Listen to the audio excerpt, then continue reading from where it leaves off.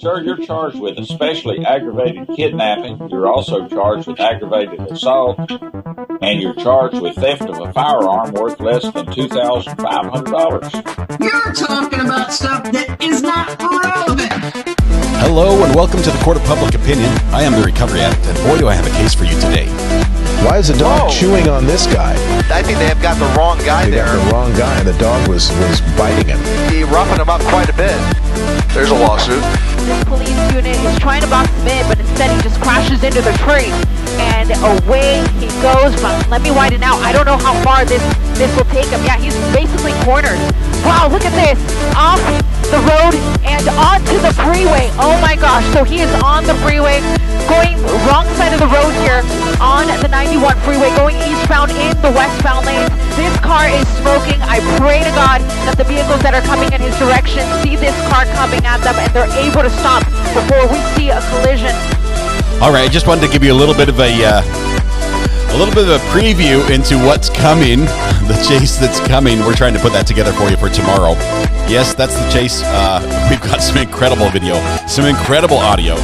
3 different helicopters followed the chase. I'm trying to get that all sorted out for tomorrow. But anyway, that's where we are.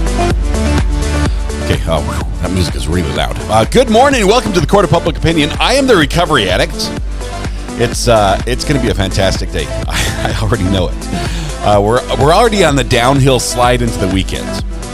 Okay, so I'm already I've got my brain set on the weekends. I'm super excited. I've got some fun activities planned. We got some just lined up. We've got some service actually, where we're trying to help a food bank.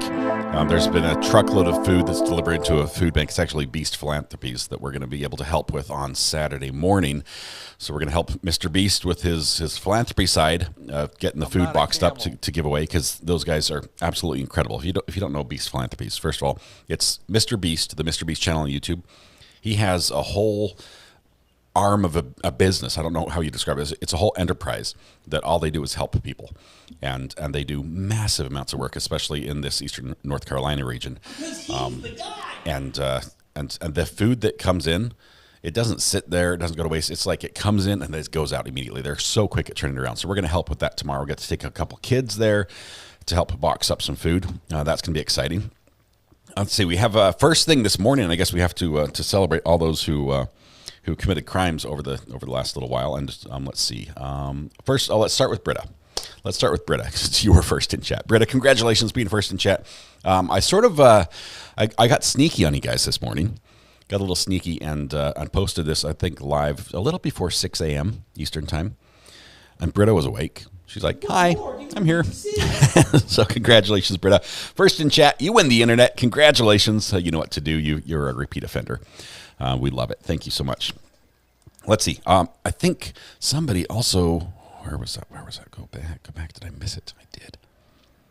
Somebody had a 4-month message, and it was just a 4-month message, and that was it. And it was right after we posted this, and I cannot see it. I do apologize. Christine Fortunato says, as a new member, good. Look at this, the Green Courthouse by your name. Thank you so much. Continued. That's two months of support for you, Christine. Thank you very much. Miss Lisa, welcome to the gallery as a new member. Good to have you here. Love the rose in the profile picture. Flowers are always appropriate. Pauline says, can't believe it's been 9 months plus that I've been with this wonderful family. RA, good luck to many more years. Pauline, thank you so much. It was wonderful. Let me just say, it was wonderful to see so many of you over on Rob's channel. I actually got really embarrassed. I'm like, I did not ever reach out to Rob and try to arrange anything with him. So he had no idea. First of all, he has no idea, A, who I am, or B, that we were coming over. and everyone was mentioning me. I'm like, oh, I'm so embarrassed. I just want to listen to Rob and then nobody say my name, okay? Because Rob's a big time YouTuber in LawTube, and it was great to see all of you guys there. I did like his take on that, a lot of that, so it was pretty good. Okay, buffer is going off like crazy, so hold on just 1 second. Let me get to that. Alley Cat, good morning, happy Thursday. 2 months of support from you as well. Thank you. This is going into that 3rd month. Rob got raided. I love that, R-rated. Let's see, where's the buffer? I think it's probably a birthday. Let's see. Oh, Rosie had the 4-month membership. Thank you very much, Sharon. I appreciate that. Rosie, thank you very much for 4 months of support. The messages that come in before we go live don't get tracked by the system the same way that we would expect a normal message to. So it's a little tricky that way, but we got it fixed. Thank you, Rosie. Okay, is there another message? Yes, there is. Look at this. Lady in Gray says, wow, 2 months. I love this community. Thank you, Ari, for all that you do. Thank you, mods. Lady in Gray, thanks for the kind words. I see you've got a cat that's sort of hiding right over here, a shy cat. Welcome. It's good to have you here. It would not be the same without you. All right, where are we? I got like no sleep last night. I'm still wired, and I have not had any caffeine this morning. The Mountain Dew is gone. I consumed it all yesterday.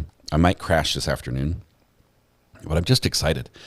Rob has a great channel. He has some great mods over there. He has some great people. I do feel bad that I sort of jumped in and didn't reach out to him at all and just let him know. And so there was no expectation of anything from him, even acknowledgement, because it literally was out of the blue. You've got to realize Rob is a full-time lawyer. Okay, I'm a full-time YouTuber. Rob is a full-time lawyer. He has a real job where he practices law, and law makes you work during the day and then work during the night. Then on the side, he has a very time-intensive hobby of woodworking, and then on the side of that, he does YouTube. So in addition to his job, while he was lawyering, he was watching the trial and everything else. So I don't fault him at all if he did not slight us at all. There was nothing expected. And big thanks to Rob. He did a great job, as he always does on his summary videos. Okay, let's see. Renee Marie, good morning, RA and all. I've been watching since Cavalcante, and I love this channel. Thank you very much, Renee. Is it Renee or Renee? Rennie. I know the Marie part. I've got the part down, but as you know, I struggle with pronunciations. Okay, where else are we? Do we have? There's a sound. I'm missing something. Okay. Oh, birthdays. We have Deidre. Is it Deidre? Now I have to say it right because we're going to sing it in the song. Is it Deidre Hodges and Selena Kay's daughter Miranda? So Miranda and Deidre. Deidre, if it is Deidre, if that's how you want it said, can I just get a thumbs up from you in chat? And if it's not, can we phonetically spell it out for me? Or can somebody help me? Deidre, there it is. Boom, first try. Shorty316, he has a birthday as well. Okay, so now we've got more than 2 things I have to remember, so I have to write them down. Hold on one second. So we have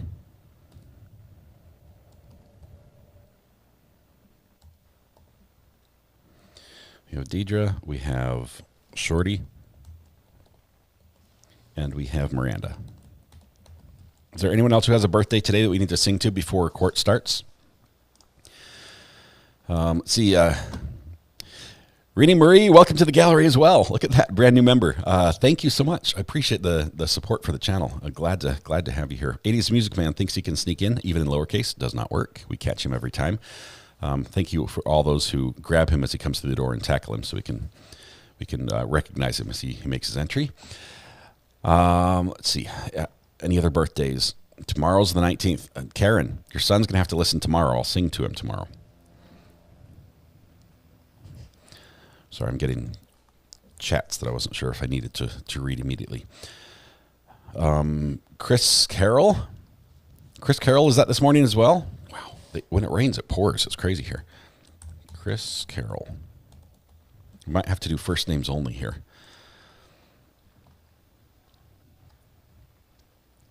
Okay, did I miss anyone else? So we've got Miranda, Deidre, Shorty, and Chris. We're adding Chris to there. And we have to hurry because, court is showing us the door closer. So we're getting close. All right, here we go. We're gonna do the birthday song because we're not gonna have time. The judge is gonna interrupt us if we take much longer. La la la la la la la.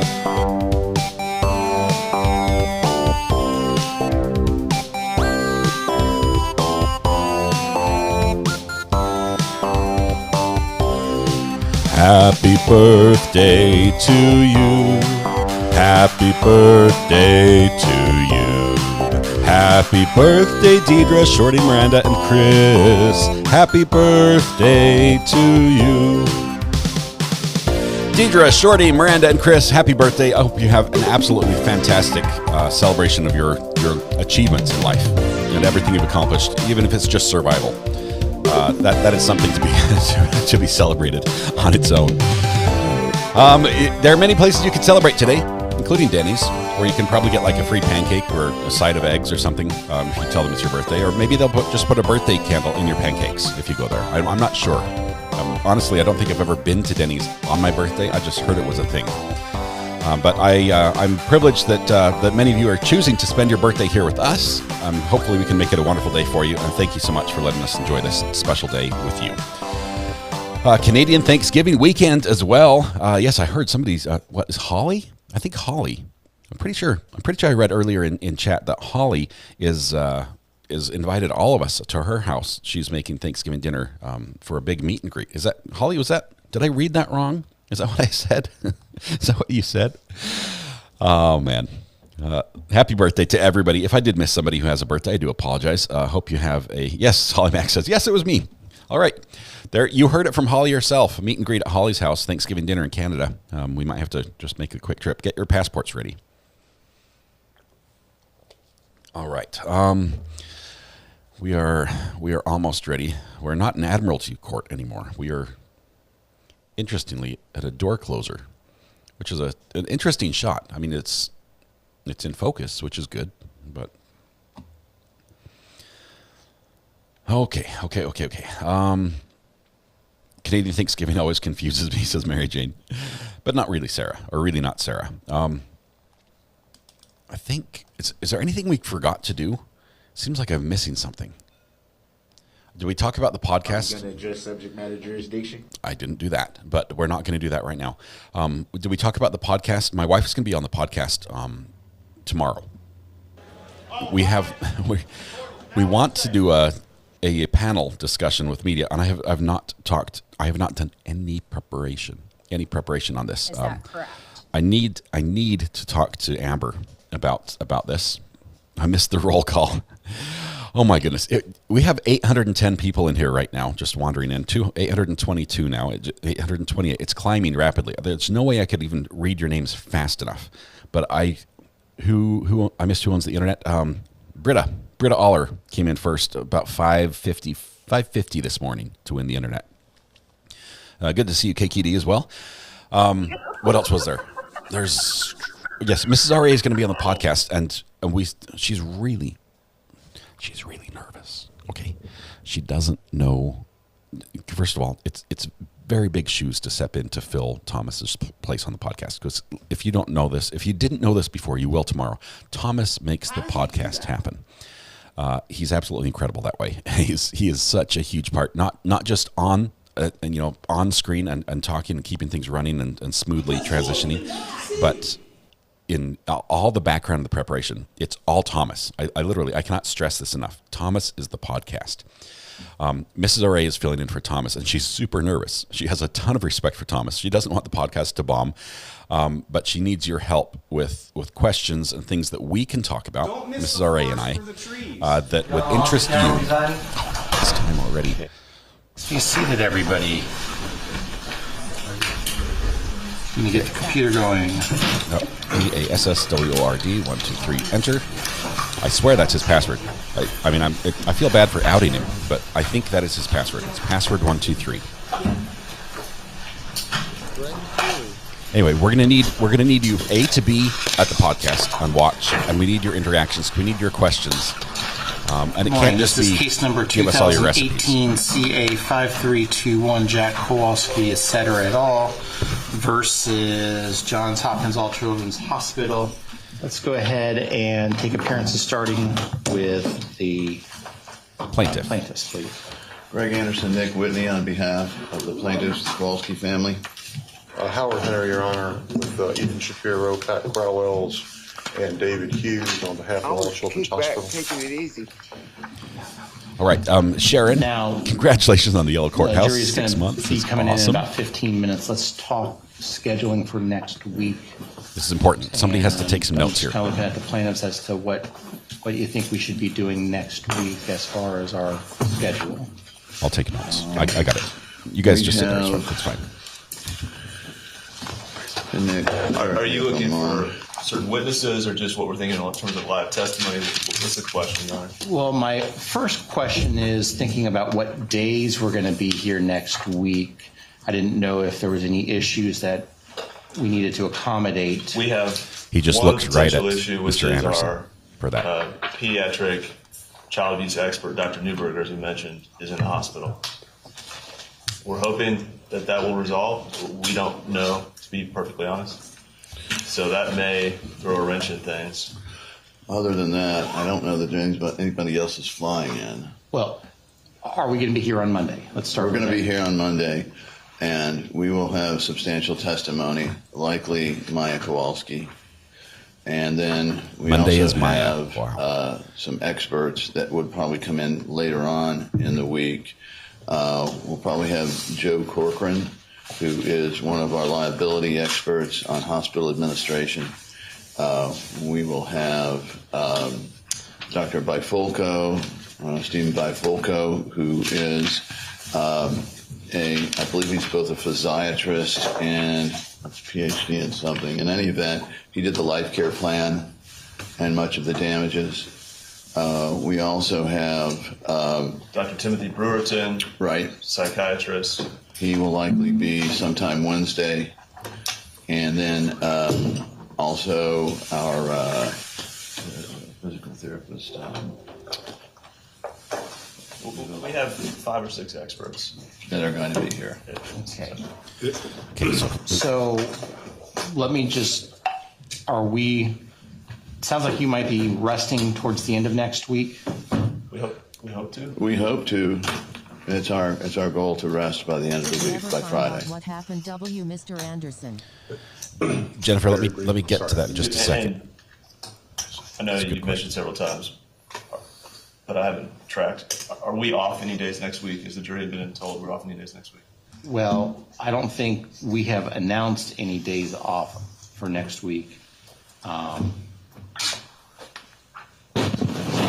If it was left to us, we could probably use at least a half a day in the middle of the week, maybe a full day, to make sure we do this efficiently when we're in the courtroom. I think we'd be okay with a half a day, maybe Wednesday afternoon.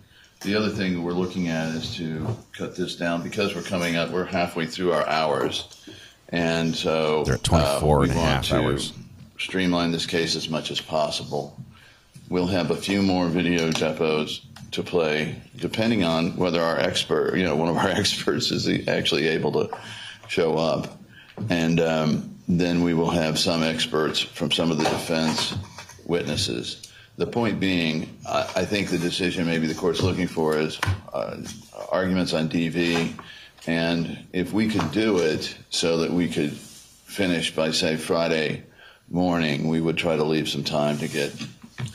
One issue we've been discussing that may bear on this is if we make the decision, and Mr. Anderson will speak to this further, if we make the decision to call or request a Johns Hopkins physician live, right, what will be the allowable scope of the cross-examination? And here's our concern, Judge. At the start of the case, the court stated that you did not want to cause the doctors to have to come over more than once or inconvenience the doctors any more than we had to.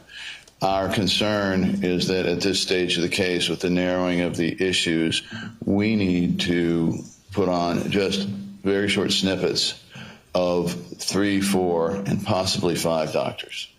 These will not take, the max would be a half hour, and we are talking about really beyond 5 minutes of qualification, maybe another 5 minutes of testimony.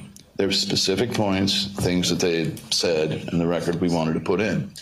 What we do not want to do, and which throws off our schedule, is to have the first time we call a Johns Hopkins doctor, Johns Hopkins attempt to put its entire case in through that doctor. In other words, well, just that it's not even remotely tangible to the direct examination. And so the cross ends up being forever. And that that makes our schedule very, very difficult. We would like to call these doctors live at all possible, but we're hesitant to because we don't want to be in that situation.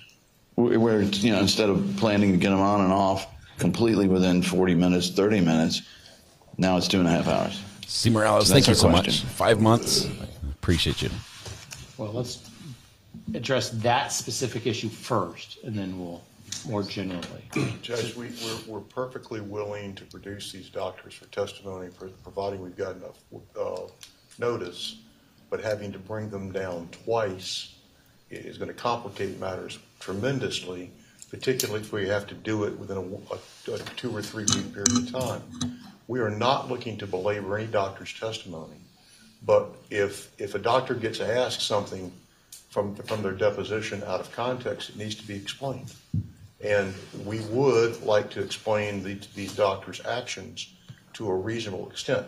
That's coming off our time, and we realize that, and we're very cognizant of where we are on time.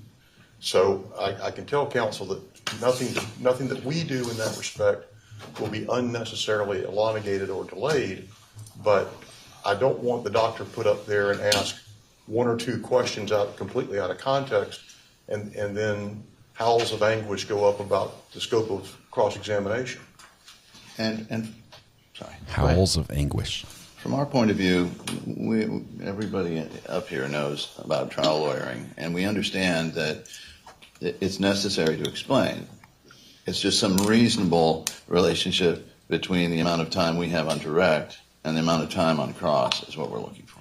Well, and I understand, because if you're thinking that your direct is 30 minutes, you're going to expect the cross to be no more than 30 minutes, I would assume. And Yes, then it impacts your witness calling if we end up spending 2 or 3 hours. I get that. On the flip side, the issue is if someone's going to be coming live, it's better to get them here once and do everything with that witness once. So I tend to continue with my view that I held before trial, which is if you're going to call someone live, let's try to do that person live at that time. Maybe I don't know how many videos you have, but you can have a couple videos ready to go, and then if a witness takes more time, then you just bump the videos so that the calling of live witnesses isn't impacted as much. But I'm not going to change this helps the my defense. thought process on how we should be addressing those folks who are coming live. If we limited the live testimony so that if a doctor was, let me give you an example, Judge. I'm aware. Dr. Anthony Kreisman saw Maya before the Mexico infusion and saw Maya after the Mexico infusion. And you may recall, I'm not sure if we've cited it to the court yet, he had some very complimentary things to say about Maya Kowalski after that. So he saw her in, I think, November before the Mexico infusion, and then saw her, I think, 1 or 2 times after the one we're talking about, May. And at that time, in the records, he states, this is a new child. The child before was hiding behind, basically saying, this is a new child, and look how great this child is doing now. And it was obviously in reference, if you read the whole thing, to the ketamine infusion she reached in Mexico. So calling him is essentially, who are you? Did you see Maya? Were you one of her pulmonologists at Johns Hopkins? And then that. So with just 1 or 2 witnesses, I'm not sure how much more Dr. Kreisman would have to offer than that. But that's not my problem, my concern. And if they wanted to, for instance, then have him explain it on cross, then that's fine. Where I'm coming from is then that ends, and now we start to bring in new documents and new points of view, and now we're into this lengthy part. So my question is, if it's only 2 witnesses, is the court still inclined to have that same ruling? Because I really don't think it's going to be that much of an inconvenience, because I really don't think there's that much more for these 2 witnesses to say. That's it. So what you're suggesting is the number of doctors that would be inconvenienced by having to come to twice would be no more than 2? Yes, Your Honor. Right now, that is our present. So Dr. Kreisman may be a bad example for Mr. Anderson, simply because I don't foresee Dr. Kreisman's cross, based on what he's represented, as lasting terribly much longer than what's been talked about to this court. He has seen him, Dr. Kreisman saw this patient a number of times over the summer of 2015, but that's not really that much of an issue. He did see the patient early on in September before Dr. Kirkpatrick did, and then saw her a couple times more, and then the visit that Mr. Anderson likes is in May. There is an explanation for it. His explanation is not much longer than the direct, but it's very straightforward, and it shouldn't take that long to do. I don't see him as being the kind of issue that might cause a problem here with this. So we're talking about minutes, not fractions of hours or fractions of hours. I don't know who else he's got in mind, so I'll leave it at that. Look, here's my view. If we're talking about 1 or 2, then I'm probably going to be less. My general view is that if you're going to be bringing a doctor, let's do everything with the doctor when they're here. If you're talking about 1 or 2, I can probably be convinced to be more rigid on staying within what happened in direct and cross. I could probably be talked into it if we're talking about 1 or 2, but if we're talking about more than 1 or 2 people, then I really think we need to bring a doctor once. Could I add something, Judge? I Sure. should have mentioned this and forgot to. Dr. Kreisman may also be a bad example because he has asked that when he is called that he testify by Zoom. He has just had back surgery, and driving down here would be a problem for him. And believe me, I have a lot more sympathy for that. All these doctors are in the hospital. 3 weeks ago. This is But awful. he's got a bona fide issue as far as that's concerned, and may want to do that by Zoom. I don't think I told you all that, but that seems to suggest to be less of an inconvenience. I mean, he's in pain, but he's going to be by Zoom, so we're not bringing him down here twice. So right. Would he even count against the 2 at that point? I think it's more timing we're worried about. I understand. That's a timing issue. Okay. So, am I hearing correctly that we don't have to worry about any date issues next week for personal matters, and that you're ready to go on Monday? It's probably going to be Maya on Monday. That's our present intention, and if we have any change, we would know that before the end of the day today. We simply have to just confirm with. It may depend on the discussion this afternoon, and if we get through all the exhibits we'd like to interview her. If that discussion has to extend until Monday, then we'd probably push her to Tuesday. So Maya's, just so they can start preparing either Monday or Tuesday, kind of depending on what happens this afternoon, but she'll be early next week. Yes, sir. Okay. And the other, just reiterate, if we could have half a day on Wednesday, we would appreciate that. We may not need it, but. So they went from if saying we want a took full a day half off day, are you Wednesday still going to be able to half day, and now to they might rest not need a half day. by Friday? Because the way I'm looking at it is, if we rest Friday, that really gives the defense 2 weeks for their case, and I really would like to be in closings starting like October 30th, that Monday of October 30th. Maybe start deliberating on the 31st, because remember, the 2nd and the 3rd are not going to be available for the jury. So, and there's rebuttal also, so we have to move that up. Yes. So I mean, my hope was we could do Mr. Hunter is talking closings for the on defense. Monday. Deliberations could be Halloween and November 1st. So that would give them 2 full days of deliberations. if they had not finished deliberations, then we would bring them back that following week, which is the last week we have available. That's kind of what I was hoping. The defense sees it the same way, Your Honor. And I don't know if you need 2 full weeks. We're our game planning it. I'll just leave it at this: game planning it to the extent we've done so thus far. Tried to read the tea leaves. Our game planning it is very similar to yours. And just very similar. The reason I was standing earlier is the shot clock is going to force this issue anyway. That if the plaintiffs want any semblance of cross, they're probably going to have to rest Friday because they're going to be between 40 and 45 hours. And we understand with 9 days of trial in that block that Your Honor has, if we average 3.5 hours a day, we're going to be running out of time too. So that schedule is probably our goal and is going to be what both sides are going to have to do with the hours. That's what we're penciling in. And the final thing for us would be, we would appreciate very much, and we have attempted to do this, that we understand trial tactics and work product, but if we can know which witnesses are likely to go live as opposed to those that will be put up by depo, that would also be helpful for us to narrow down our cross and be prepared. Well, I've already been ruling on a whole bunch of depo designations. Am I going to get any more depo designations? You are, and we're sorry for that. Dr. Newberger may not make it, literally, and so... Okay, well, I understand the Dr. Newberger issue, but besides Dr. Newberger, how many more am I getting? I think Ms. Crawls and I have worked through 5 or 6 more to be provided to the court this afternoon.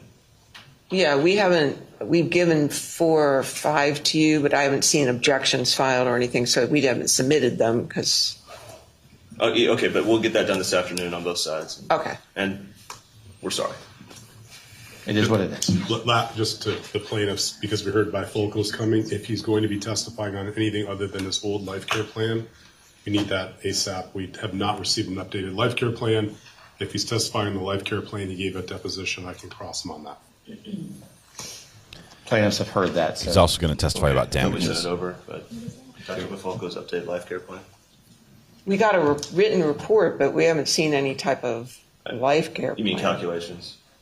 No, the actual plan of what. Okay, all right, we'll get it to you. It's not as extensive as perhaps you're expecting. Okay, if that's all there is, that's all there is. Thank you. So we have, for the defense, we have Dr. Bifulco, we have Robert Tremp, and we have our economist. Okay. Well, and that's it. From a timing standpoint, if I can get you all to rest next week and you can build in time for time off, then let's do it. If you're not going to be able to rest next week, then I'm not sure we take time off next week, because the following week I think we've got a little bit of time. Wednesday. That's fair. All right. So it's I really need you to rest by Friday, and then if you're going to be able to do that and you can tell me you got a half day someplace to take off, I'm fine with that. Thank you, Your Honor. Is there any objection from the defense on Dr. Newberger appearing by Zoom if he gets well enough to do that? No, sir. So he could appear by Zoom? Don, thanks for the kind words. It's Penny is wonderful helping. having you. If he's not sitting in a hospital room, is that He what you're is telling me? currently, but I'm hoping that over the weekend he gets better. That's all. He's at Mass General, and he is in a hospital room. He's having testing done. He had lower intestine bleeding. Or intestinal Let's not bleeding. get into his personal on national TV. Sorry about that, Dr. Newberger. Okay. Anything else? Wow. Can I bring in the jury? Are we set up? We will be playing Rebecca Johnson first. And I'm assuming, Mr. Reyes, you're going to be able to play it. Okay, we have Looks 2 like all the depositions that are screens going to are be on. played here. So we might have recorded objections, which we're still going to count.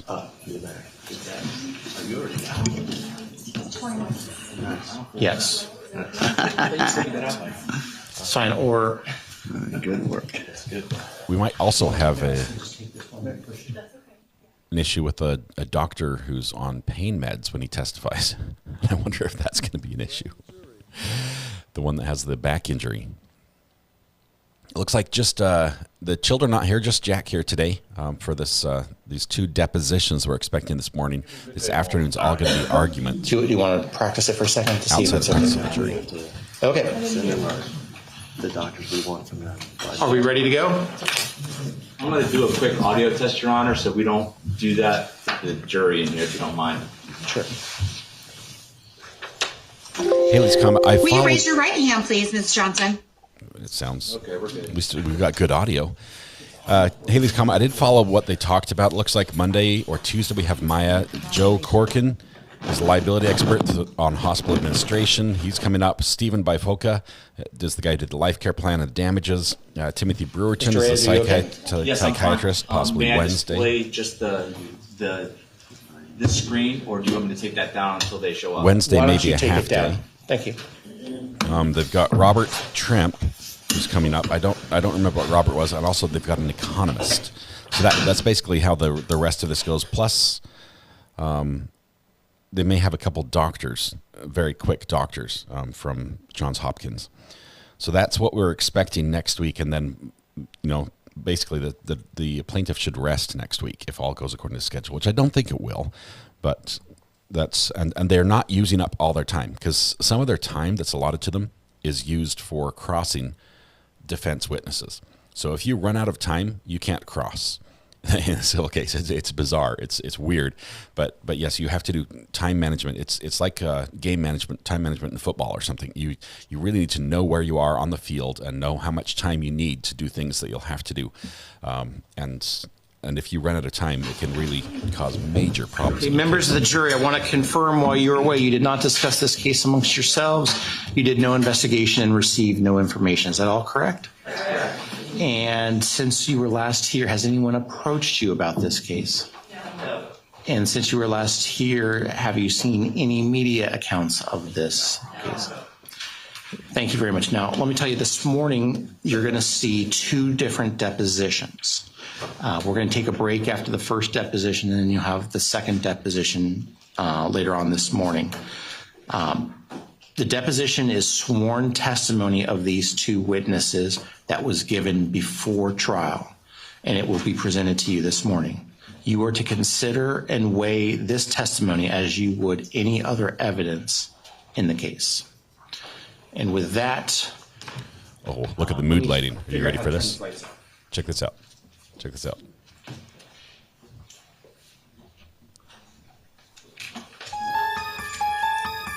I barely got that sound effect on in time. Not very well. Are you able to see? Not very well. Nobody can see anything but the Alienware laptop that's glowing in the middle of the room. I'm going to disagree with the judge, but... There's like 9 buttons. I had to scroll through like 9 pages of sound effects to get to that one. Okay. One of my feeds is a little bit ahead of the other one. That's why I saw that it is coming. too much light, when we start playing the depositions, let me know and I'll keep pushing buttons. Hey, Mr. Anderson, who are we having first, please? Rebecca Johnson. Rebecca Johnson. Thank you. Mr. Reyes, you may start the movie. Okay. Thank you. Will you raise your right hand, please, Ms. Johnson? Do you solemnly swear or affirm the testimony you're about to give today be the truth, the whole truth, and nothing but the truth? For a second, I thought looked like they were in the back of a limo or something. I'm not sure why I thought that. I guess I'd like to start with if you could give me your professional name and professional address for the record, please. Sure. It's Rebecca Johnson. I'm an LMHC, licensed mental health counselor. I'm the owner of Restoration Counseling in Cape Coral. It's 1222 Southeast 47th Street, Suite 215. Okay. And when did you begin restoration counseling approximately? March of 2017. Okay. And my understanding is that you have seen Maya Kowalski, Kyle Kowalski, and Jack Kowalski at Restoration Counseling from when you opened it to the present day, correct? Yes.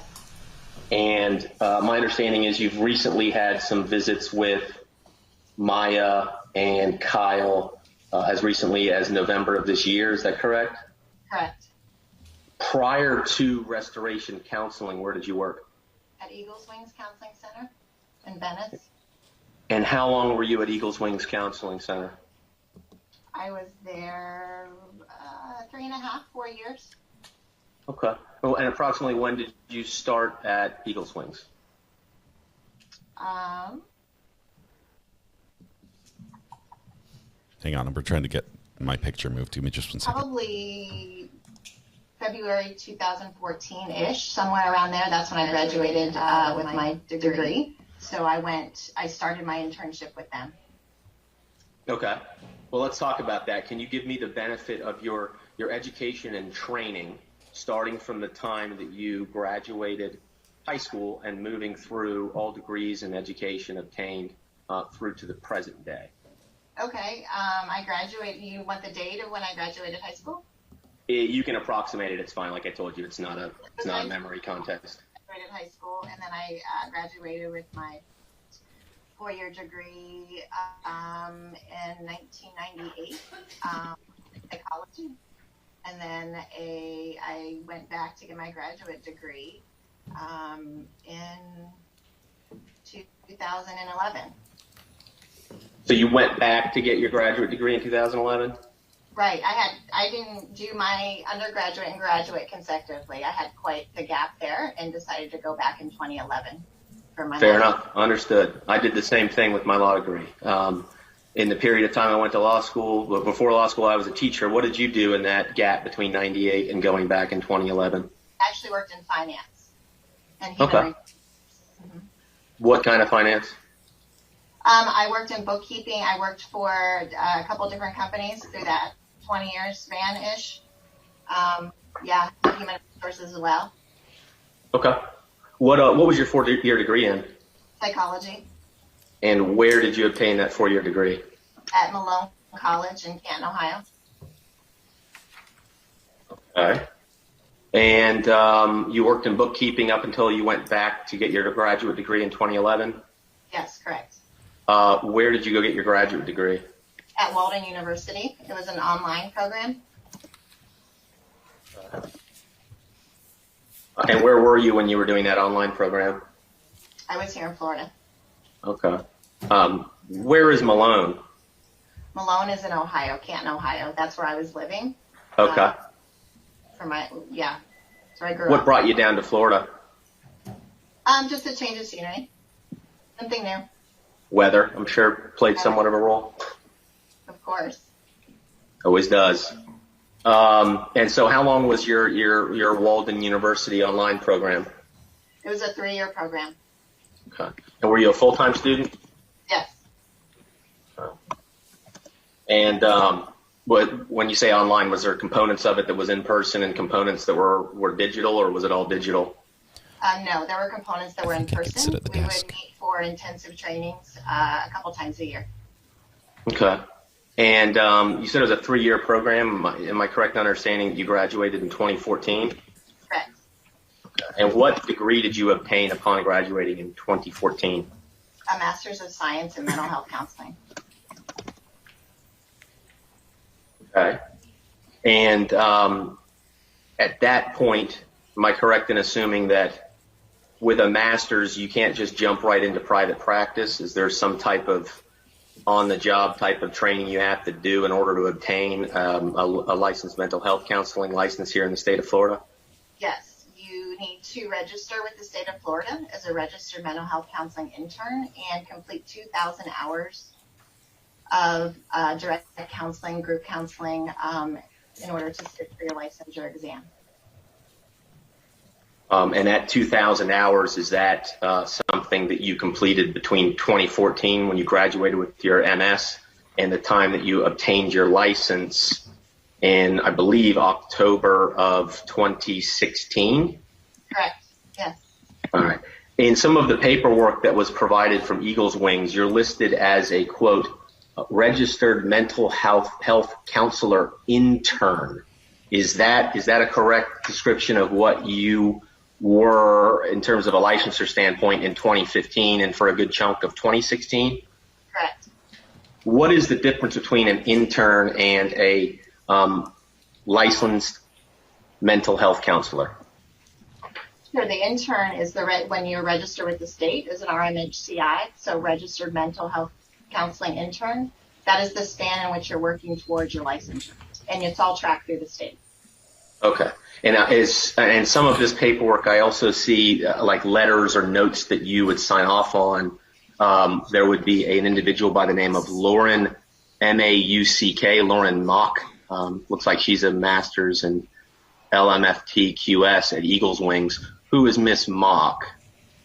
Lauren was my supervisor during that 2-year span of working on my hours for licensure. So she was. Okay. And go ahead. What type of role would she play? She was the QS behind her name stands for Qualified Supervisor. So she's had training in supervising RMHCIs. And did you complete your internship on time as scheduled? Yes. Okay, so to the best of your knowledge, you became a licensed mental health counselor effective October 31st, 2016 here in the state of Florida? Correct. So what is your current niche, for lack of a better term? Sure. Currently, I work a lot with psychological abuse and emotional abuse. Psychological abuse and emotional abuse? Correct. Can you kind of explain that to me? I don't have as sound a footing in psychology as I'm sure you do. They were able to I don't have a object master's, to the, but can you kind of break down to this? what I think that you'll hear niche of objections on psychological this. abuse and emotional abuse means? Sure. Psychological abuse, emotional abuse, they can overlap, but they're definitely, there's some distinctions as well. But psychological abuse is when there's a lot of manipulation in a relationship, pathological lying, gaslighting, just a toxic behavior within a relationship, within a family. Okay. And obviously, in this case, and I assume in your practice, you've treated both children and adults. Is that correct? Yes, I treated more children during my internship. I've pulled away from that just a bit and do mostly families, individuals, and couples at this point. What about, and again, it's a rough estimate, during that 2,000-hour internship period from 2014 to 2016, can you break down your percentage of adult versus pediatric cases? Yes, it was probably 50-50 at that point. At the time you encountered Maya and her family back in 2015, what was your understanding of complex regional pain syndrome? Little to zero. Had you had any prior experience with a complex regional syndrome pediatric patient prior to Maya Kowalski? No. Have you had any pediatric complex regional pain syndrome patients after Maya? No. Do you consider yourself an expert in the treatment of pediatric complex regional pain syndrome patients? No. Based on some records that you provided us, you saw the family. I believe you saw Maya and Kyle and perhaps the father in November of 2020. Is that not correct? That's correct, yes. Did you get an update from the family in connection with your counseling with them in November of 2020? Not any kind of specifics, just kind of how they were feeling about it and what was happening just within their home.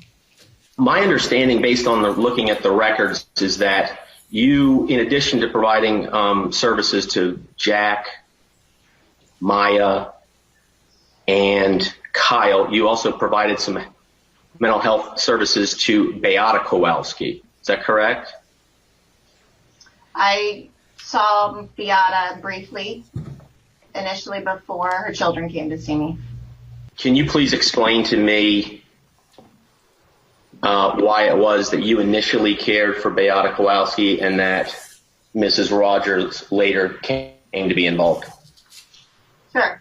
Beata initially came to me to share what is happening with Maya, what's going on with just sharing the story of Maya and what she was dealing with. It's very normal and usual for a parent to meet with a counselor first, to share information, to discuss goals, to discuss what they would like to see happen in therapy, etc. Get feedback from me in order to determine if it's a good fit. So that was my first session with Beata. And do you know, based on your records or your recollection, how many times you actually met with Beata Kowalski? I met with her twice. Okay, so between 10/14/15 and 12/16/15, we have two kept appointments, and we have 3 cancellations, right? Right. Okay, and I may have already asked this, but since we're going through it now, it looks like as if on January 6th of 2016, Michelle Rogers assumed care for a series of dates. Do you see that on the form? Yes, I do. And can you describe, if you can recall, why it was that care transferred from yourself over to Miss Rogers around the new year of 2016? Right, because Beata was looking for individual counseling for herself. So Michelle took that case over, took her over. And do you not do individual counseling? I was not going to do that with Beata as I was already seeing the children. Okay. And it looks like Miss Rogers did some individual as well as some marital counseling as well. I believe so. All right. And am I fair in assuming here that your first visit with Maya was November 9 of 2015? Yes. I see that there is 11 kept appointments between November 9, 2015 and February 22, 2017. Am I correct in assuming that there were 8 appointments that were either canceled or didn't go forward? Looks like there's 7. Okay, 7 that didn't go forward. Yeah. The C next to 12/16/15, that would have been canceled. Right. The L next to 12/30/15 would have been a late cancellation, correct? Correct. What does the N stand for next to 8/22/16? No show. Okay. And then we've got a series of keeps here, it looks like, starting with August 23/16 through September 26/16. And then we've got a no-show on 10/4/16. Right? Yes. Did you review any of her prior mental health records in connection with rendering services to Maya Kowalski? Typically, that's a question I ask. I don't see that it's in my notes, so I don't recall from memory. Okay. If you had reviewed records from outside providers, was that something you would document? I did not review any outside records. I do know that for sure. Okay. Is that something in your clinical background? Do you sometimes come to review mental health records from other providers? Right, I do. And why do you do that? Just to collect a history. Is that history important to rendering services? It can be. Okay. So am I correct in assuming that you never reviewed any of Maya's mental health records from a Miss Catherine Bliss? I did not. Do you know who Miss Bliss is? I did not. Am I correct in assuming you never reviewed any records, psychiatric or otherwise, from Tampa Hospital, and Maya was there for approximately a month? No, I didn't. Maya also went to Chicago Lurie's Children's Hospital, where she was hospitalized for a second opinion around the time that she was at Tampa General. Did you review any of the psychiatric or psychological records from that visit?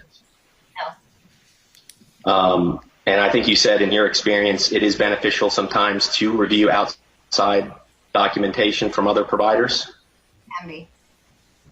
You said it can be? And why is that? It's important to know if there's been significant issues in the past, if the client has had previous mental health care. As you sit here today, are you aware of what Tampa General Hospital diagnosed Maya Kowalski with? No, I'm not. As we sit here today, are you aware what Lurie's Children's Hospital diagnosed Maya with? No. As we sit here today, are you aware of what Johns Hopkins All Children's Hospital diagnosed Maya Kowalski with? No.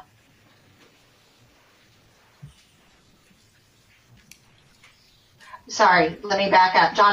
When she was in that 3-month period in Johns Hopkins, is that what you're referring to? At any point. So she had been there in 2015. She was also there in 2016. parts of 2017. My question is, are you aware at any time along that continuum what the Johns Hopkins All Children's Hospital psychiatric or psychological diagnoses for Maya Kowalski were? Sure, I understand that there is a factitious disorder diagnosed, as well as then into a conversion disorder. Okay. And how did you come to be aware of those developments? Or diagnoses, I should say, not developments. That was probably... In other words, did you see a record from the hospital, or was this something that would have been communicated to you by the family? This was communicated by the family. Okay. Did you ever speak with any of the mental health providers at Johns Hopkins All Children's Hospital? No. Did you ever speak with any of the mental health providers at Lurie's Children's Hospital? No. I did speak with Dr. Duncan at some point. Okay. So you spoke with Dr. Tashana Duncan. Correct. I believe that was probably October. Okay. All right. Well, let's start with Maya then, and we're going to go to Eagles Wings Counseling. My understanding is the first note we have here is from November 9, 2015. Is that also your understanding? Yes. What is the presenting problem listed here for Maya Kowalski on 11/9/15? What she initially came in with, those presenting issues were depression, anxiety. She had trouble sleeping. All of these things were reported to be related to her pain. She had difficulty concentrating. She was angry, and she felt hopeless. And it says here medical DXRSD. Is that a diagnosis you rendered, or would that have been the diagnosis that was rendered by somebody else? That was what was reported to me. Okay, and then turning to that third page, about middle of page EW3, it says first session with Maya, RDS diagnosis. Maya is in a wheelchair in extreme pain from disease, has pain meds. Do you see? Yes. Do you have any independent recollection of Maya and how she behaved during this first visit, or are you going to be relying on your charting? No, I remember it quite well, as it was to see a child come in a wheelchair in your head. You kind of broke up a little bit there. What did you say? I was saying if I remember what that first session was like with her, because she did come in the wheelchair. It was something that did stick in my memory. Her mood, how she was feeling. Yes, I recall that. Okay, so why don't you describe in more detail, separate and apart from what you've charted here, what you recall about interacting with Maya Kowalski on that first visit in November of 2015? Sure. When I first met with her, greeted her, it was in the lobby of Eagles Wings. We introduced ourselves. I took her back to the art room. She was obviously comfortable physically. She was obviously what? I missed that. Not physically comfortable. Okay. And she, somewhat distressed, emotional. Okay. And it says here this first visit that Maya did some, it looks like some art therapy or things along those lines. And then it says here, if I'm not mistaken, reports they are leaving for Mexico on Tuesday, coma, end paren, needs to cancel appointment but schedule for Wednesday in December. Did I read that into the record correctly? Leaving for Mexico on Thursday, not Tuesday. Oh, did I say Tuesday? I'm sorry. Okay, so leaving for Mexico on Thursday. Let me ask you about that. What do you recall about either Maya or her mother explaining the treatment in Mexico? I recall them, Maya specifically, being hopeful that this would bring some relief for her. Did they discuss what type of therapy was going on in Mexico? They may have mentioned it was the ketamine therapy at that point. I'm not sure. Did you inquire about how Maya felt about that upcoming trip to Mexico? Yes, I did. That's why I remember her saying she was hopeful about that treatment.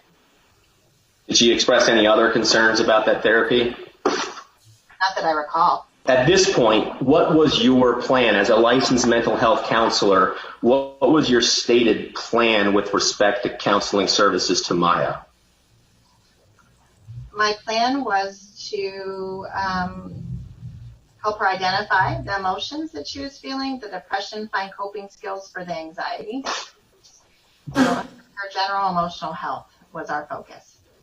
Were you doing, at this point, were you doing CBT for her diagnosis of CRPS/RSD at this point? Yes, I was doing CBT related to play and art therapy. Okay. So the play and art therapy could be categorized as CBT? Yes, it's a type of CBT. Okay. And was this CBT directed towards the depression and anxiety or directed towards the underlying pain disorder? The depression and anxiety. All right. So were you providing at this point CBT services for a diagnosis of CRPS? I was providing services for treatment of depression and anxiety. Okay. My next note that I have documentation for Maya is from 12/9/15, and that's on EW04. Do you have that record in front of you? I do. The next consult note that I have at Eagles Wings is approximately 8 months later, dated August 10, 2016. Is that the next note that you have in your charting for Maya Kowalski? Yes. Okay. I guess what I'm driving at here is you had 2 visits with Maya in 2015, and then we don't have another one until August 10 of 2016. Was that part of your plan as prescribed, or would you have preferred to see more therapy sessions in that 8 to 9 month interval? Go ahead. That was not part of any kind of written plan that we had had. Whether written or otherwise, what was your understanding of the plan for Maya Kowalski after the December 9, 2015 consult we just talked about? Typically, we have more frequent sessions. And why is that? So there's a continual treatment. Now, going back to this appointment history form, EW 2017, looks like we had a 12/16/15 visit, and there's a C next to that. Do you see that? Yes. That stands for cancel, correct? Yes. And then we have a 12/30/15 visit scheduled to be with you with Maya on 12/30/15. There's an L next. That's a late cancellation, correct? Correct. Do you have any idea, either through independent recollection or looking at your notes, why after that late cancellation on 30/15, we have a gap of approximately 8 months until we pick back up in 8/10/2016? I do not know why that gap exists in time. Okay. But that was not a gap that was recommended by either you or your supervisor. Am I correct in assuming that? Correct. How many consults do you have for Maya Kowalski in January of 2016? None. Same question for February of 2016. None. Same question for March of 2016. None. Same question for April of 2016. Direct form. Same question for June and July of 2016. No. And by no, I mean during that interval there were no consults at Eagle Wings Counseling? No. What is your understanding of what mental health services Maya Kowalski was receiving between December of 2015 and August 10 of 2016? I do not know of any. I can clearly hear. And do you know why that gap objecting. exists? I do not. Do you know why the family decided to resume in August of 2016? No. Okay. Looking at the very top after Maya resumed care with you, I'd like to just look here at under mood, what did you label Maya as in August 10 of 2016? August 10th, her mood was checked as depressed. Okay. And then her thought process, am I correct here that you have checked hopelessness? Correct. Okay. At any point, do you recall or did you document whether Maya was receiving ketamine infusions during this period of time she was not treating at Eagles Wings? I do not know. This is definitely defense doing the questioning in this portion of the deposition. And then under progress notes, plan, homework, and for the record, we're at EW00006 discussing an August 10, 2016 Eagles Wings Center progress note. Can you please read in, actually I'll read it and you can tell me if I'm reading it properly or not. Under progress notes, plan, homework, discuss physical goals, walking, ! Normalize sadness and anger, RSD, address bullying, Insta. Client would like more time with neighbors, friends, possible pet therapy. Client states she is willing to participate in counseling, equipped coping skills. Did I read that into the record properly? Right. After address bullying, it says Instagram. Both counsels, okay. both counsels are present. So do you recall on this what Zoom. this bullying was in the Instagram? I believe some people were making rude comments to her on her Instagram account. Okay. Any more detail about that? I don't. I believe maybe it was probably regarding her appearance, just ugly words other kids say. Speaking of appearance, what was Maya's ambulatory status as of August 10, 2016? In other words, was she walking around using crutches? Was she in a wheelchair? Do you not recall? She was still in a wheelchair. She did seem improved. I do remember that. She did seem improved? In what sense did she seem improved? Physically and emotionally. So now, is this something that you documented that she seemed improved physically and emotionally, or something you independently recall? That's something I recall, and from the notes, her wanting to spend more time with her friend, who was her neighbor. So before that had never been much that had happened. So this was new for her, wanting to spend time. Again, it looks like her, actually I had a question about something in the column here. It's a little star here under interventions. Pet Thera with Gracie. I was just curious what that was a reference to. That was pet therapy with Gracie. So she brought in her puppy Gracie that day. Gracie's the dog. Understood. Okay. And what is the purpose of pet therapy? Often it is for just calming the client. There's a comfort level there.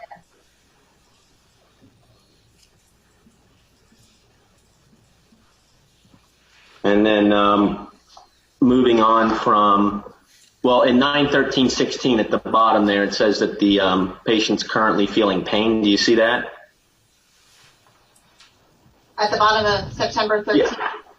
Yeah, September 13, 2016 on the progress notes. It says currently feeling pain. Do you see that? Yeah, I see that now. All right, now I'd like to flash forward to EW13, which is an October 21, 2016 letter, Eagles Wings Counseling Center letterhead, addressed to whom it may concern. It's signed by both yourself, Rebecca Johnson, MS, registered mental health counselor intern, and Lauren Mock, MALMFTQS at Eagles Wings Counseling Center. Do you have that record in front of you? Yes. Why did you draft this letter?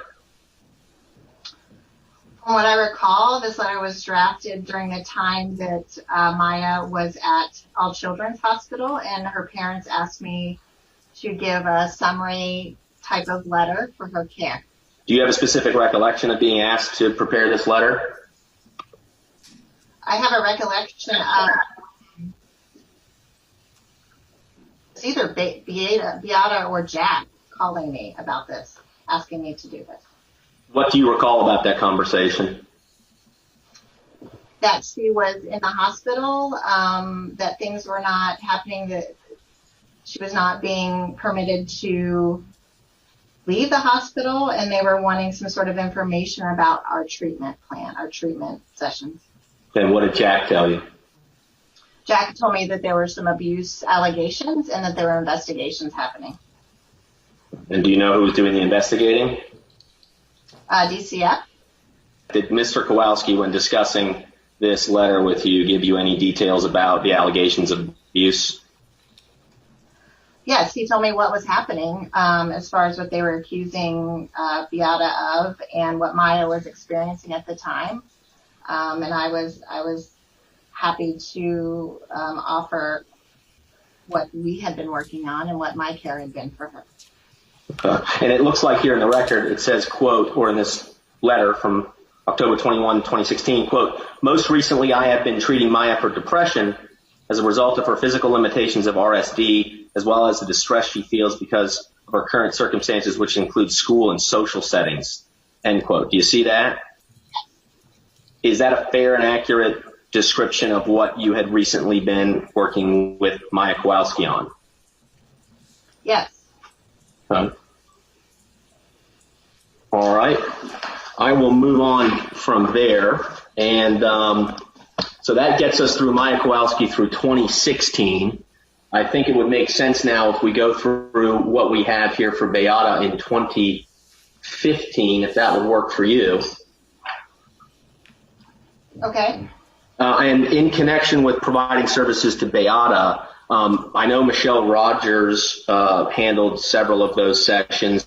Did you work with Michelle at all in terms of rendering services to Beata Kowalski? No, it wasn't necessary. And why wasn't it necessary? Because the issues that Beata were, whatever that may have been, that she was working on with Michelle was not anything that she need to share with me. It was privileged between Michelle and Beata. Before I go on to December 16, 2015, can you tell me if you recall your first visit with Beata Kowalski back in October of 2015? I do somewhat. That was the session where I first met her. She was explaining to me Maya's situation, and she was there to determine if this would be a good fit for her and Maya, from myself and Maya to move forward. Okay. And what do you recall Beata Kowalski explaining about Maya's situation on this intro visit? I believe at that point, Beata's goal was to make sure that her daughter was being cared for emotionally with the anxiety and the depression that was happening. Okay.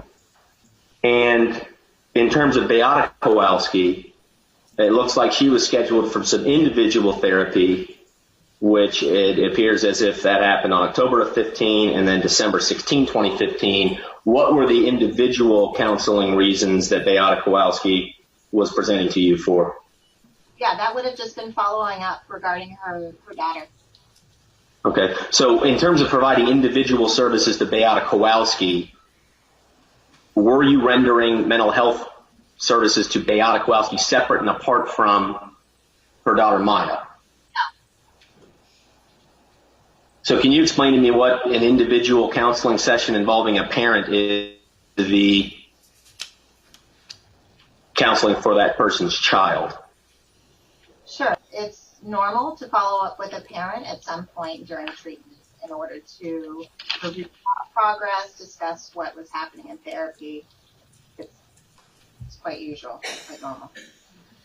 Okay. And so when it says individual services here on this appointment history that you were providing, is it your position that those were not individual services for Beata? No, not me working directly with Beata regarding herself. That is just a way of categorizing it so we know how many people to expect, what's going on during that session. Did Mrs. Kowalski, Beata Kowalski, ever bring up any marital issues during individual counseling sessions with you? I do. I'm looking at the notes here for December 16th, and she had mentioned that her marriage was suffering. Any idea why Ms. Kowalski began to present to Michelle Rogers for a series of visits through 2016? I do not know. Okay, fair enough. Looking at this 12/16/15 record from Eagles Wings Counseling Center at EW62, it says here Beata requested at-home visits. Do you see where that is down towards the bottom? Yes, I see that. And would that be home visits for herself or for her child, or do you know? For Maya. Fair enough. And then I think it says next here under process notes, processed Mexico trip. Do you see that? What is that a reference to? That means we would have talked about probably some of the way that, and how that refers to her. That means we probably had a conversation regarding that trip to Mexico. So, going back to this Mexico trip, what do you recall, separate and apart of the charting today, that Beata communicated to you about the trip to Mexico? I don't recall anything sharing about this. Do you recall Mom mentioning that the child was intubated and given enough ketamine to put her into what's known as a ketamine coma? She did mention that, yes. Okay, what do you recall about the ketamine coma? That is all I knew about the ketamine coma. Did Ms. Kowalski express any concerns or anxieties about the ketamine coma experience? I'm guessing as a mother, well, I'm not guessing, I'm sorry. I don't recall her saying anything specific about that. Do you recall Mrs. Kowalski or anyone saying anything about returning to Mexico for additional ketamine treatments in December of 2015? I don't recall. Okay. And I think you referenced this earlier, but it says marriage is suffering here. Do you recall any discussion with Beata Kowalski about the nature of her marriage? She did mention that the stress of Maya's illness was impacting their marriage. How was it impacting the marriage? Well, I've written here there's a lack of communication. They're feeling on edge. They're feeling disconnected. Do you know one way or the other whether Beata had underlying mental health issues prior to presenting to you? I do not. All right. Let me go back now to Maya's visits beginning in 2017. So this would have been after Maya's mother passed away, after she left Johns Hopkins All Children's Hospital. I'd like to kind of pick up there. Before I do that, though, I think you had mentioned that you had spoke to or reviewed some records from Tashana Duncan. Is that correct? Yes, I spoke to Tashana. How often did you speak to Mrs. Duncan? One time. Approximately how long was the conversation? I would guess 30 minutes. I don't recall. Do you recall what you guys spoke about? We spoke about Maya. And what did you guys communicate about Maya? That Dr. Duncan had evaluated her, I believe, and what the conclusions of that evaluation were. Separate and apart from these notes, what do you recall about that family consult back in mid-January of 2017? I recall that was soon after Beata passed away. So Jack, Kyle, and Maya had come in. And then it turned into just pretty much being a session with Maya. EW15, it says, empathetically responded to client's story of waking at 1 a.m. the night her mom passed, woke up crying, missing mom. I was a little confused by this. Do you recall this conversation and this note? And can you please provide some context for it? I don't remember any specifics around that note. Okay. Because the way I read it, I thought, Maya had woke up around 1 a.m. the night her mom passed away, but then I wasn't sure if that was the case or not. Can you provide some context on what that note means? I know just what's written here. All right. And this would have been, the source of this would have been from Maya? Yes. On the very first page of these handwritten notes, EW14, there's a note here that says art therapy. Do you know why that was documented there? Well, that was just clarifying what type of therapy we did that day. Oh, that you did that day. Okay, understood. And then I see throughout your notes sometimes you allowed Maya to vent. What do you mean when you say vent? express what she was feeling in that moment, to give her a safe space to vent. Okay, so under 125.17, I have mood here appropriate. Do you see that? Yes. And affect appropriate. Do you see that? Do you see it? Yes. And am I correct in assuming you didn't check depressed, anxious, or depressed on either of those two? I did not, because appropriate is referring to what is happening specific to her in the moment. So she was feeling appropriate given the grief that she was experiencing, that she just lost her mother. Did she appear depressed, anxious? Yes. Okay. Right. Why not document that she was depressed and anxious or depressed? Because below where it's circled grief, right? And she has the appropriate mood for experiencing grief. At any point rendering services to Beata Kowalski, did you think she needed to be Baker acted? No. Understood. Okay. And so EW 24, that's the January 31, 2017 record. Do you have that in front of you? I do. And at the top again, you didn't check depressed, anxious, or depressed? I did not. So you went out on your own as a small business owner around that time and continued with the family. I assume you took them as your clients over to your new place? I did. Okay. So I just want to stick to Maya now. And I'm just trying to get an idea of what days of service you have, 2017, 2018, 2019, and 2020 for Maya. On my list, it says March 15th of 2017 and then January 23rd of 2020. And do you know why there was a approximately 2-year and 9-month gap between March 15 of 2017 and January 23, 2020? I don't know. Did you recommend after March 15, 2017 that Maya take several months off of individual counseling? No. What did you recommend in terms of continuing with counseling after March 15 of 2017? There was no specific recommendation. Do you have any idea why there was this gap between 2017 and 2020 in terms of individual services? My idea would be that the children were pretty overwhelmed and just needed to take a break. Take a break from therapy? Take a break from probably a lot of things. And was that your recommendation? It was not. All right. Now, the next record I have here, and it's not listed on the appointment report because I think it's a family consult, and that was August 1 of 2017. Do you have that record? It's at RC3.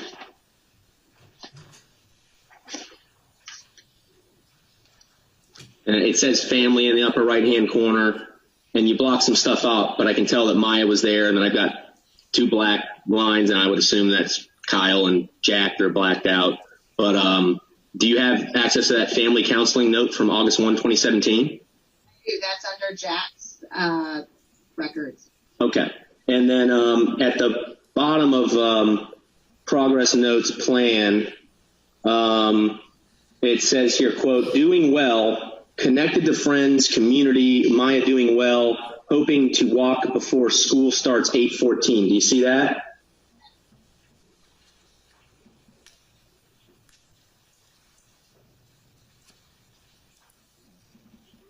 Do you see that? At this point, August of 2017, what's your independent recollection of Maya's ambulatory status? She was still in a wheelchair at that point. All right, let me jump forward, and we're in Maya's records here again. So we had an August 2017 visit. What is the next counseling record that you have for Maya Kowalski after August of 2017? January 23rd, 2020.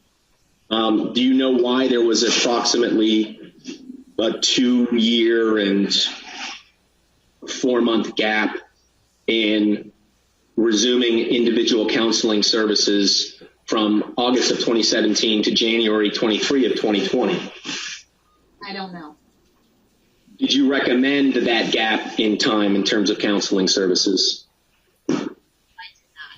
I think you said you did not tell the patients to stop individual counseling between August 2017 and January of 2020, right? Right. And why did you want her to continue with individual counseling in 2017, 2018, and 2019? Well, as I mentioned before, the continued care would have been a good thing. Do you have any idea why there was no more care after August of 2017 and then 2018 and 2019? I do not know. Okay, and so you recognize the standard progress note at RC 25 as your progress note from January 23, 2020? Yes. And this was an individual session with Maya? Yes. And I think you wrote here, quote, CT, and is that Maya, the CT? Yes, and it looks like, according to the note, that it was a shared session between Maya and Kyle. Okay, I was going to ask, it was split between M and K, so that'd be split between Maya and Kyle. You wrote here, CT reports all is well at home and at school, end quote. Do you see that? Who is that a reference to? That would be in reference to Maya. Okay. And later on it says that the CT slightly concerned about managing privacy after case is revealed more publicly. Do you see that? What is that a reference to?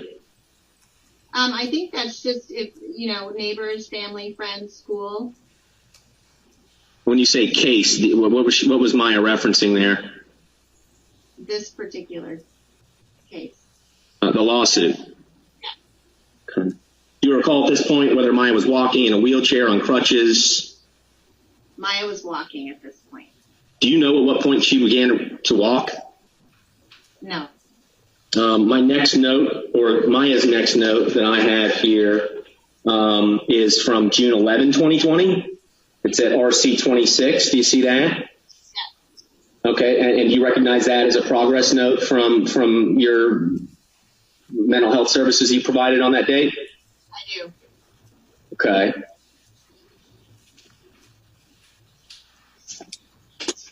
And am I correct in reading this that the client had, quote, no difficulty with comprehension of the social world and communication with others, no difficulty with physical movement and engaging physically in the world, and no difficulty in taking care of basic needs and self-care, no difficulty with social interaction and interpersonal relationships. The client's affective and emotional state appeared generally positive and mildly anxious. Do you see those? Yeah. Okay. And that's from your consult note? Yeah. All right. My next visit that I have, let me ask you this. Before I go on to the next visit, do you know why there was approximately a 6-month gap between the June 23, 2020 visit and the June 11, 2020 visit? I do not know. Did you ever recommend a 6-month gap in individual counseling session? Would you have preferred that Maya continue with individual counseling sessions in that 6-month interval? Did Maya make any comments in September 29, 2020 about any weight loss or any other physical issues she was experiencing following the deposition? No. If the patient had lost 20 pounds, is that the kind of thing you would document? Yes. If the patient wasn't eating, is that something you would document? Yes. Okay. And then our last note we have here, I believe, from Maya is from November 5, 2020. Do you see that? Yes. Do you recall if Maya expressed any concerns about her inability to eat during this visit? She did. Okay. At what point did she start having trouble eating?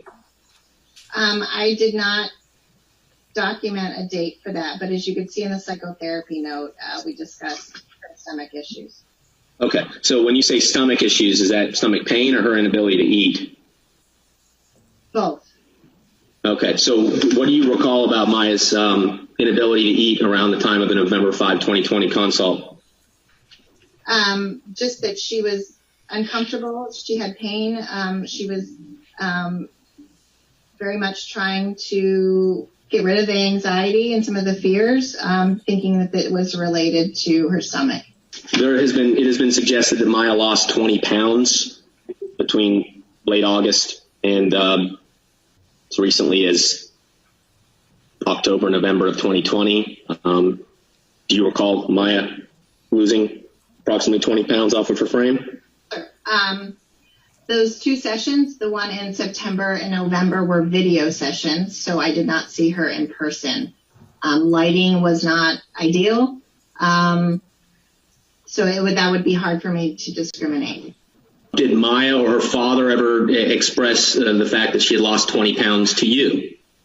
Jack had expressed that he was concerned about her stomach issues to me. Did he advise that he was concerned about weight loss? Yes, I'm probably in that conversation. If you have a patient you're treating who is having stomach issues that you believe are related to anxiety, would you ordinarily document a significant weight loss in your charting? I would, but that would be, I'm looking back at Jack's notes because I want to say that I recall that I put that in one of his notes. I'm looking back to see. Please do. A rare pause in this deposition.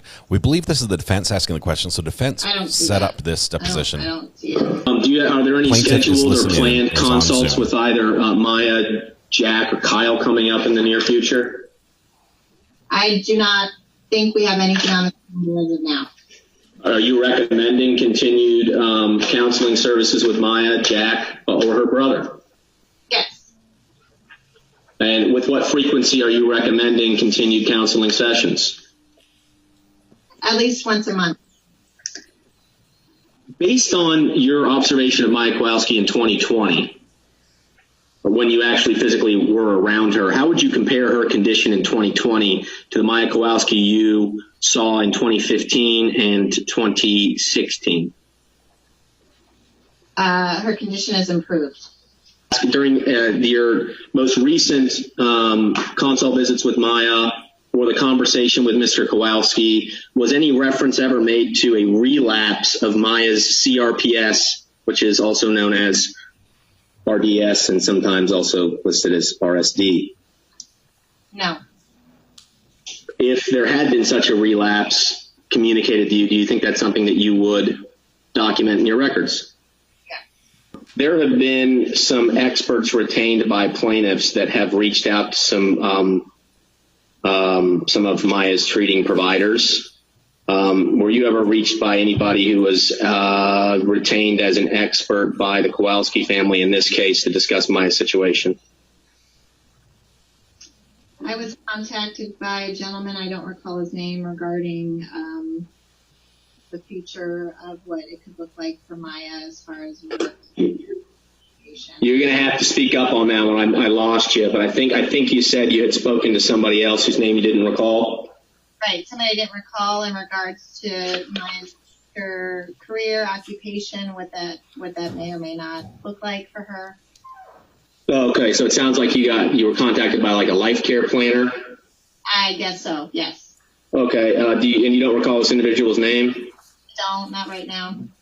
Man, woman. A man. Was it Mr.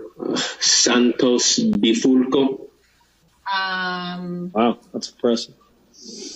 The associate of his, possibly. Okay, but that name, Bifulco, rings a bell? Yes. When did you speak to Mr. Bifulco or his associate?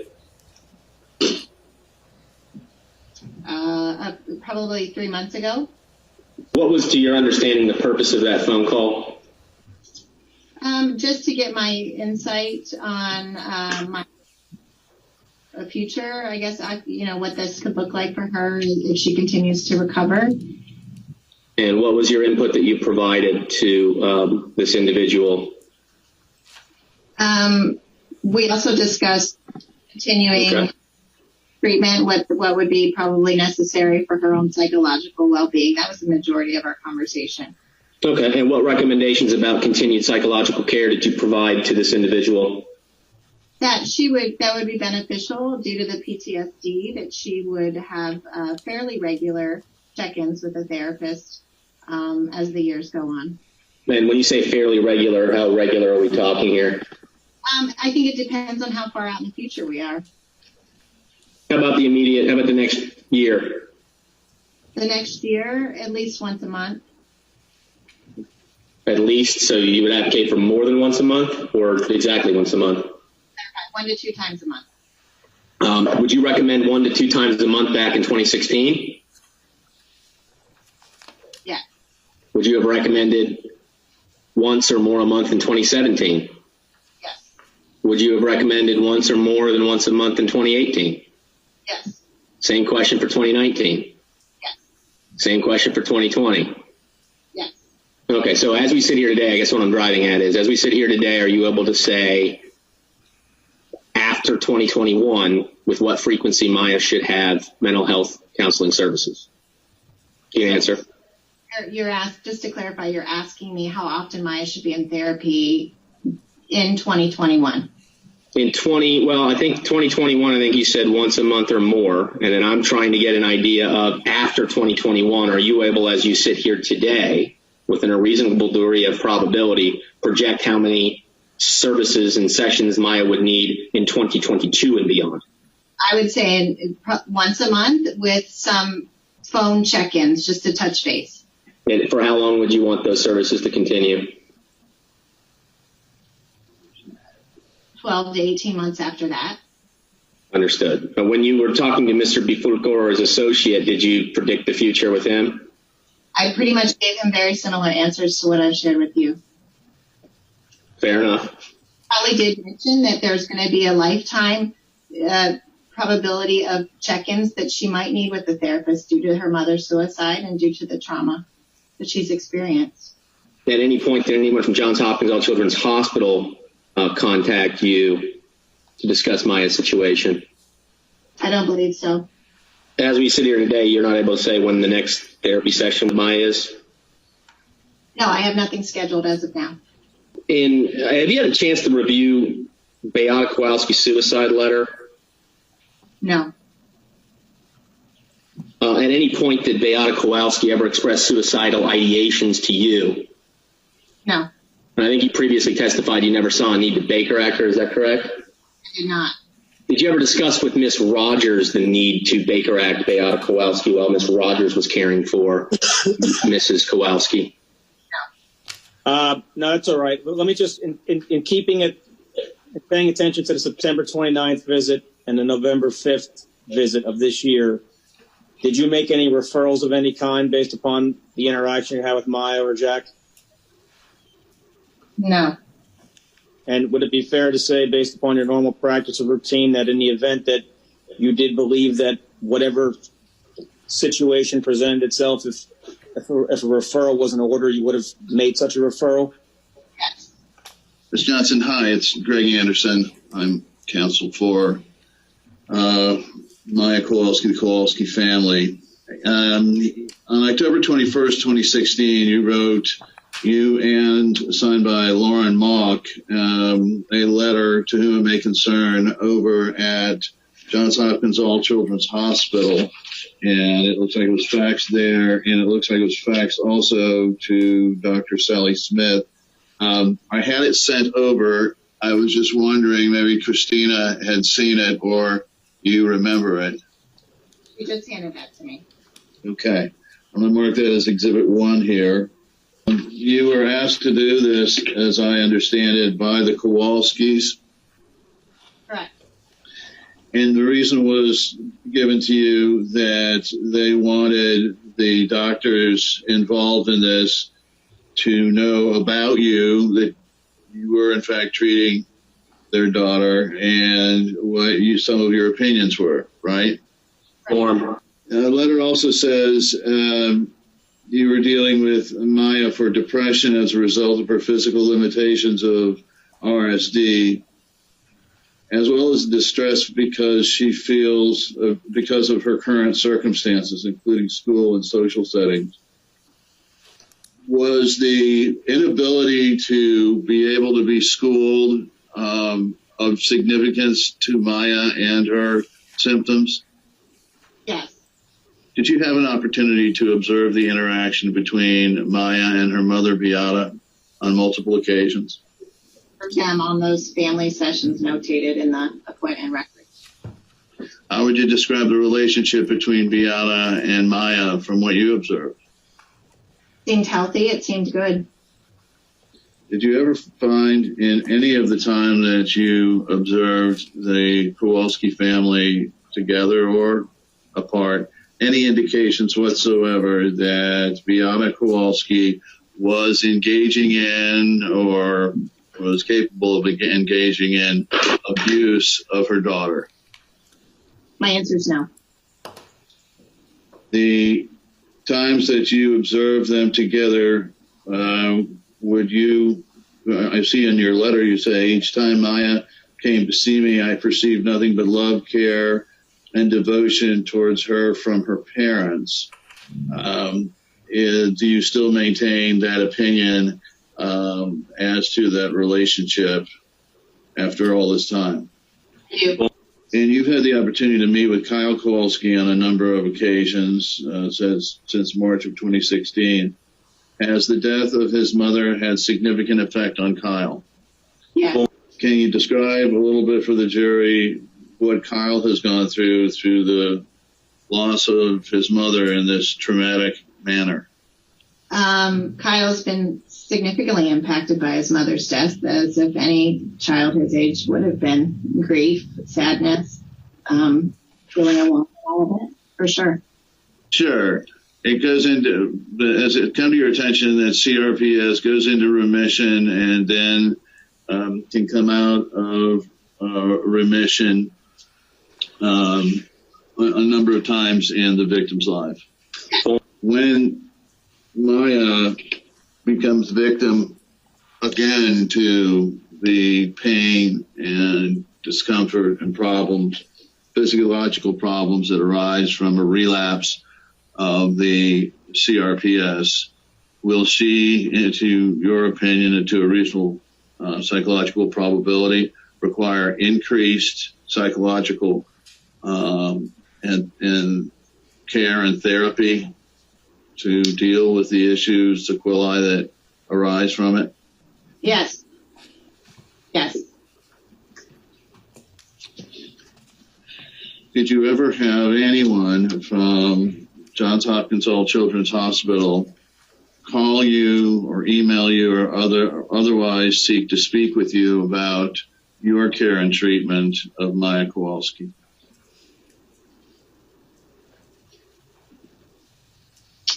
My only interaction was with the social worker. I believe she was affiliated with the hospital. So did you have the opportunity to express your treatment to them or not? Yes. You did? Okay. So they were aware that you were conducting behavioral cognitive therapy on Maya? They requested my notes. But you told them that you were performing behavioral cognitive therapy to assist Maya? I do not recall if I said CBT specifically, but again, it's included in the notes that they had received. Okay, so you said it in the notes. That'd be correct. Okay, and after those notes were transmitted, did you have any opportunity by their initiation? In other words, did any of them call you to confirm that, in fact, the Kowalskis had sought out behavioral cognitive therapy for Maya to treat this disease? I don't believe so. And had they contacted you, would you have explained to them that, yes, the Kowalskis did, in fact, seek these type of psychological therapies for their child to combat the CRPS? Would you have told them? Of course. Would it be correct that nowhere in your records is it reflected that Sally Smith contacted you? I have not seen anything in my records saying such. And if Sally Smith did contact you and inquired in any way about your involvement, you would have expressed to her that you had been conducting behavioral cognitive therapy on this child? Yeah. Okay. And then I'd like to draw your attention to another note with Kyle Kowalski from June 11, 2020, and it appears to be a shared video session with Maya. It's at RC21. Let me know when you have that note up. I have it. Okay. And now, so this was another joint session, correct? Yes. Okay. And you see where it says client appeared to be, quote, very good with minimal difficulties and is able to cope well in most areas of life, end quote. Do you see that? I do. Okay. And you stand by that comment? At that point, yes. Uh-huh. Let me just cut to the chase. Do you have any evidence that Maya Kowalski received cognitive behavioral therapy services at your institution or elsewhere between January and August of 2016? Until she resumed on August 10 of 2016. I don't believe. Okay. So you don't have any evidence that there was any cognitive behavioral therapy January to early August of 2016? No. And you didn't recommend the cessation of services during that interval, correct? I did not recommend the cessation. What informed your decision about the relapse potential for complex regional pain syndrome? That was, I believe, in some of the readings that I've done, and then in a conversation with Mr. Anderson. Okay, so the concept of a relapse on CRPS that was discussed between you and Mr. Anderson when you guys spoke? It was, but it wasn't the first time I've heard that. What's your understanding of what kind of things can trigger a relapse in a complex regional pain syndrome patient? Stress? What else? Possibly any other kind of illnesses that are happening at the moment that could trigger symptoms. Do you remember physical trauma being one? I not necessarily. I don't remember that specifically. Okay. Any other things that can lead to a relapse, to your knowledge, of CRPS? That's my knowledge. Do you hold yourself out as an expert in the treatment of CRPS? Not. I believe Maya was your first pediatric CRPS patient that you treated, correct? Right. How many other patients before Maya, whether they're adult or pediatric, have you provided services for that had complex regional pain syndrome? None. I think you were asked by Mr. Anderson whether mom did everything that she could to help this child. Do you recall that question or some variant thereof? Yes. Is it your opinion that maternal suicide is helpful to a child? No, that is not helpful. Why is it not helpful? The trauma, the grief. What is your understanding of why Maya's mother committed suicide? Or do you not have an opinion on that either way? My understanding is that Beata felt that because the allegations were against her, she was what was keeping her child from coming home. Okay. And who provided you with that information? The family. That's the end of the first video. Okay, members of the jury, that concludes the first deposition. We're going to take a break. We'd like to publish some to the jury before we take a break. Is it short? It's one page. Is it in evidence? It is. Then yes, you may. Thank you. Could we see it, please? You may.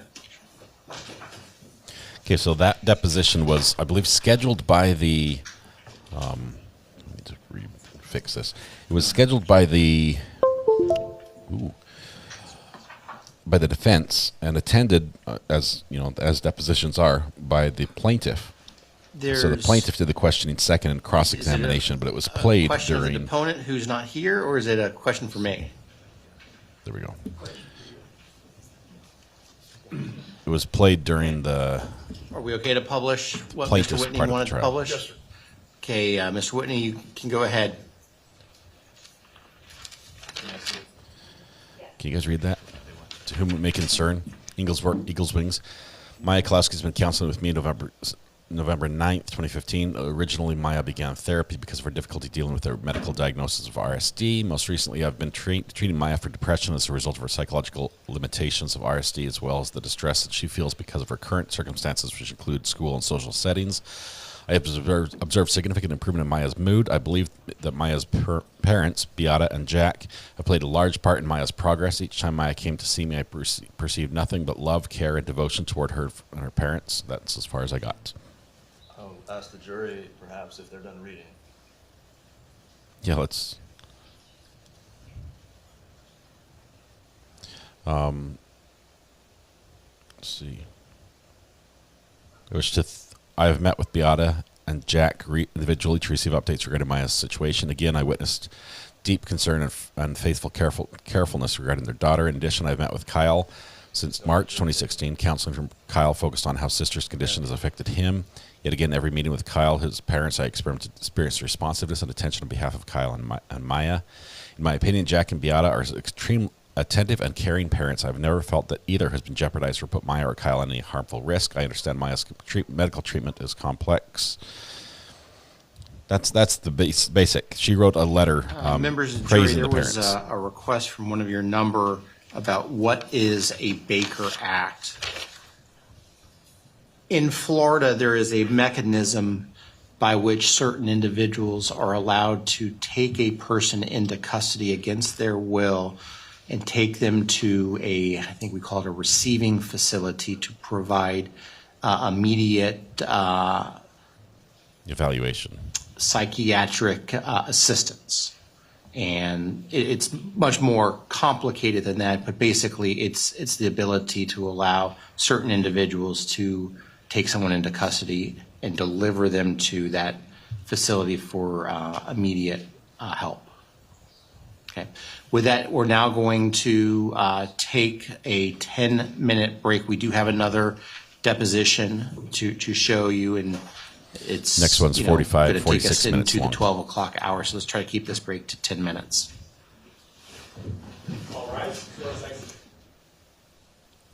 All right. So while we're sitting here staring at the door, I'd rather have the Admiralty, the doorknob. Who asked that question? That question came from a juror, direct to the judge, and he said, "Is it a question for the witness?" Because clearly the witness was on deposition. You can't ask the witness that because she's not here. Interesting that all that testimony came in through the plaintiff. There's clearly, I think, the most impactful part of this that they wanted brought in. For the plaintiff side was that letter at the end, where after all this treatment, the mental health professional from Eagles Wings said the parents were amazing. The parents were support. They were key in her recovery.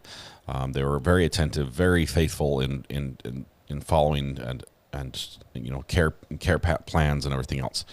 So, who's next for the depot? I think it's Beatty. I think we've got Beatty next. Is that today? Taminator 61. Did we ever find out what happened yesterday to the plaintiff's attorney? Mr. Anderson, we believe received surprise news about a family member who either was very ill or had passed away. It does not affect directly other than him. We don't believe it directly affects this trial. We have heard briefly from him. He has not addressed it. The court's not addressed it publicly, and it's not being addressed publicly, so we respect their privacy. But we did hear a couple things that indicate that it was probably a family member passing or someone close to him passing, and that was that yesterday Mr. Anderson informed the court that he had desires to, in light of the circumstances, to spend some time with his family. And then also this morning, as the judge was talking about scheduling, as they're talking about what days we're going to be here next week, he specifically and looked deliberately at Mr. Anderson when he said this, informed Mr. Anderson that the court would be accommodating of any special scheduling needs that may arise in his situation. I forgot the actual wording he used, but so that's what we think happens. So our thoughts and prayers go with him and his family. How are they allowed to not be in person? Well, Ashtree, if both sides decide that it's okay that they testify by Zoom, then it's okay. As long as the judge allows it, first of all. If the judge allows people to testify remotely, which they have to have the the hardware and the technology in place so the jury can watch and we can hear and everything else. If that's in place and both sides agree, generally it's allowed, and it could be for any reasons. We already had one witness who testified from a cruise ship off the coast of Greece. We've had a deposition that was recorded probably in a conference room at an attorney's office or a conference room at a treatment center or something like that. We're going to have a deposition or a video appearance from a did I say deposition from a cruise ship? Because that was not right. It was a witness appeared over Zoom from a cruise ship. We're going to have another witness that talks to us over Zoom from a hospital room, maybe even a hospital bed. But as long as they agree, it's okay. But both sides have to agree to it. Depos are usually a little bit boring. What I'm disappointed in is it did help, because I seriously think if we had the pauses and the objections included in there, that would have been a 3-hour depo. That would not have been a 1-hour depo. So it was much quicker that way, but we lost a lot of the objections, and the objections sometimes give us clues as to what one side doesn't want in, right? So if they're going down a line of questioning, we can see the defense start to come up and start to say, hey, I don't want to, you shouldn't go there. We shouldn't allow this in for this reason. We didn't get to hear any of that other than a couple just like that's as far as we heard of the objections. But object, that was it. That's this quick objection. Let's see. Beatty is next. This will be good.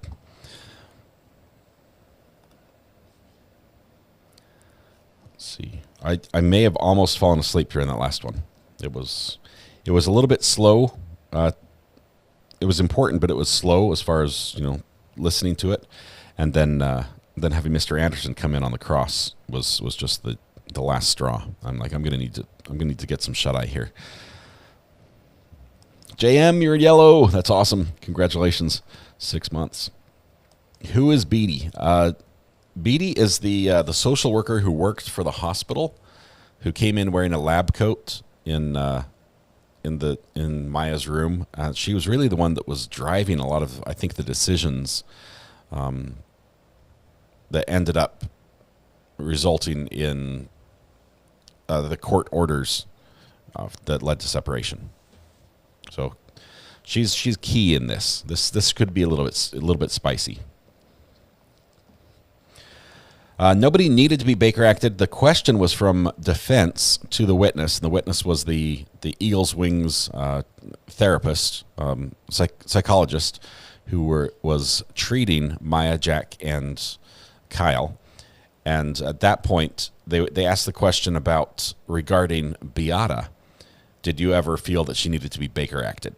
Meaning, did you ever get the feel that we need to forcefully take her into psychiatric care for evaluation and treatment? And the answer was no on either of those. So Kathy's the social worker hired by Johns Hopkins. Arguably, could be seen as the whole problem, where this all started. Not the whole problem, but where this all started in this case.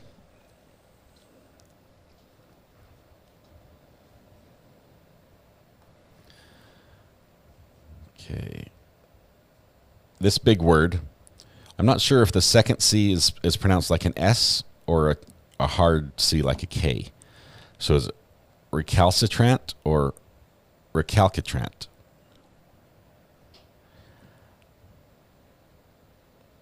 That's a big word. It's a big word for early in the morning.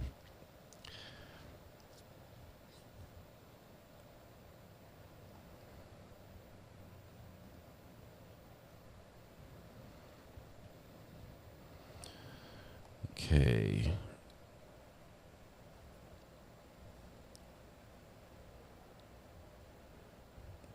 There's a lot of information about Beatty. Most of that will not be coming into this trial. So we're also not going to focus on what is not admissible in court.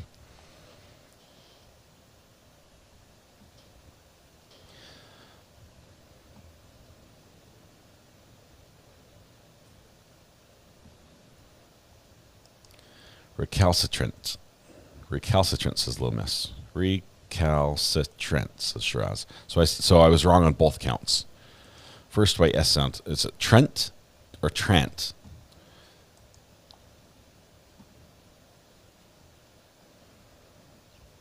Any prisoner escapes?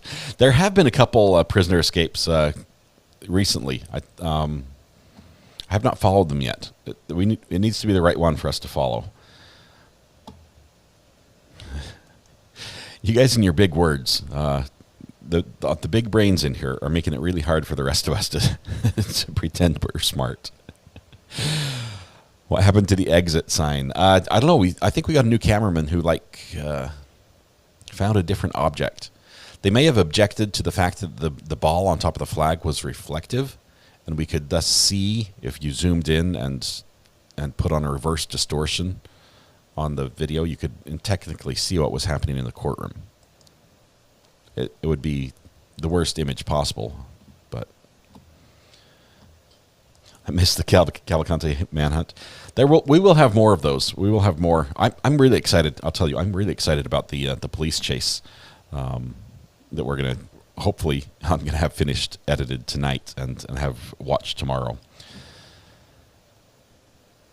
It's a good-looking door automation system. I think that is just a closer, a door closer. I don't see any electrical on there that would make that an opener. So this is going to slowly. It's a spring-loaded system that could probably be locked open if the door needed to be held open, and then automatically softly close the door if somebody goes through it without opening it all the way. So definition from Valerie: recalcitrant means unmanageable, uncooperative, and ungovernable.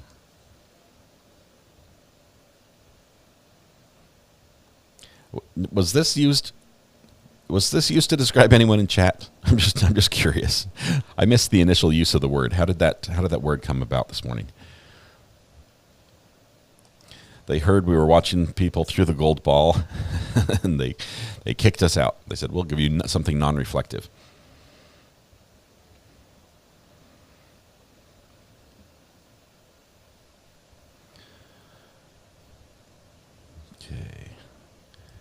It's hydraulic.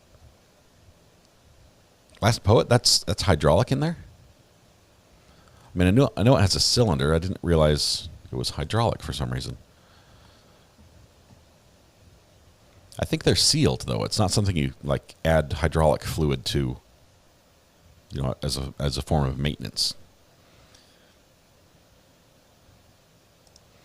I tried to copy the name of someone who commented on how boring depots are. A copy failed, so my previous copy was displayed instead of their name. That prior copy was incalcitrant.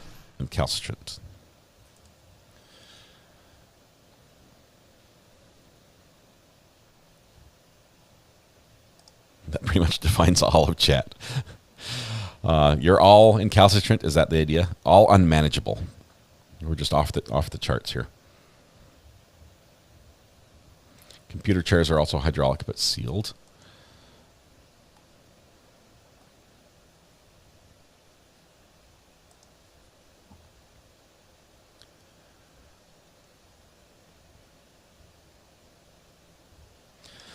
Let's see. Someone was asking about Sarah Boone. December 11th is the updated date for trial, I believe. We should start having a word of the day. That way we can guaranteed learn at least one thing every day if we have a word of the day on the show. I might need one of those calendars that helps me along with that. Lil Miss, yes, Miss R.A. will be on camera on the podcast. Sarah Boone docket says there was a hearing 10-2? That was the original court date, Valerie, and it got pushed. So that nothing happened on 10-2 to my recollection. I think there was the pretrial hearing before that. The final pretrial, that is where the date pushed. So 10-2 didn't happen, but they didn't update it in the records. I'm not sure if it's even updated now.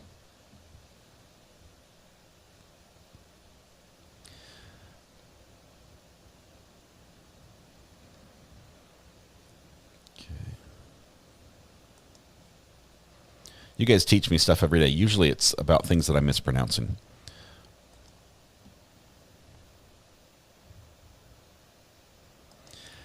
Wendy, here's all we know about Sarah Boone. The latest we've heard is that her lawyer, who was just assigned to her case in this last hearing, is filing documents, asking for discovery, doing all the official. Oh, look, the door's opening. Doing all the official stuff. Okay. It's the judge's door. Everybody. That's convenient.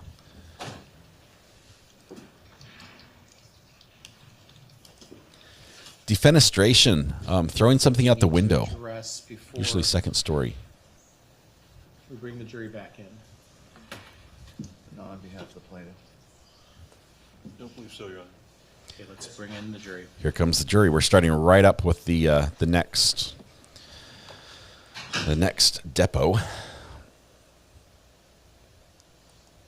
Bianca, the only thing we've had this morning is really a deposition from the psychiatrist that was treating Jack and the two children. There's Jack right there. Jack, Maya, and Kyle. And she went over her notes and basically, I don't think there was any bombshell information. There was some things that show that some of the conditions they're complaining about Maya experiencing now after this hospital incident may have been present at least in some form or to some degree before as well. Hey, please be seated, everybody. Members of the jury, I want to confirm while you were away, you did not discuss this case amongst yourselves. You did no investigation and you received no information. Is that all correct? And that no one from the media or no one has approached you about this case since you went on break? Correct. And that you have not seen any media coverage since you went on break? Correct. Okay, Mr. Anderson, who are we calling next? Yeah, that's right. Deposition of Catherine Beatty. Catherine Beatty by deposition. Catherine Beatty by deposition. Okay, Mr. Reyes, you may. Whoops, I need to turn the system back on. Does he need to type his password again? PASSWORD 123. Enter.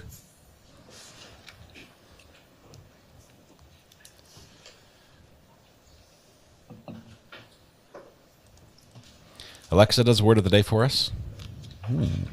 Might need to bring an Alexa app in here. Would you please raise your right hand? Ooh. Oh, talking to her. Do Sorry. you solemnly swear and affirm that the testimony you're about to give will be the truth, the whole truth, and nothing but the truth? I do. Please state your name for the record. Catherine R. Beatty. Good. And where do you work? I work for Johns Hopkins Children's Hospital. And what is your position? I'm the pediatric intensive care licensed clinical social worker. Have you been disciplined in any of your jobs? Yes. All right. Have you been disciplined in any of your jobs? Yes. All right. Tell me where and one why. more time. I was disciplined at Johns Hopkins for yelling at another coworker.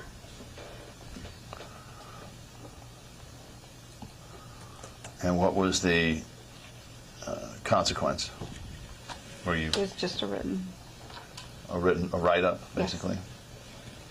What happened there? I'm not sure if I understand your question. You guys got into an argument? Yes. Okay. But whatever happened, Johns Hopkins felt it was necessary to write you up?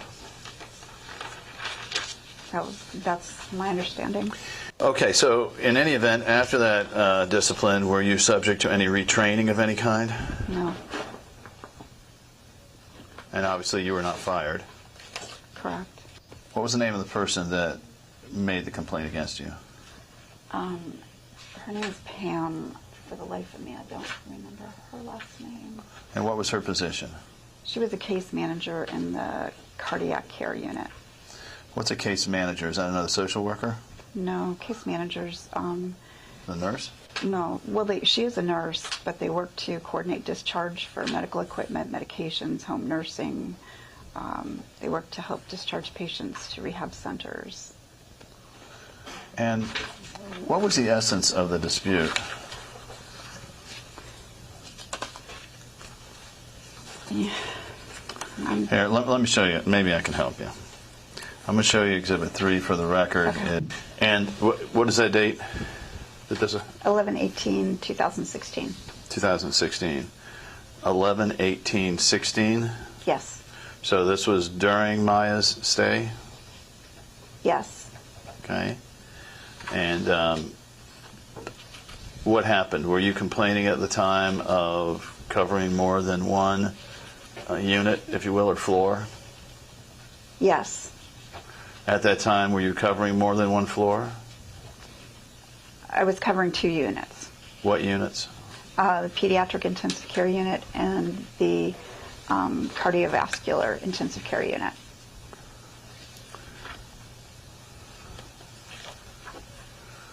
All right.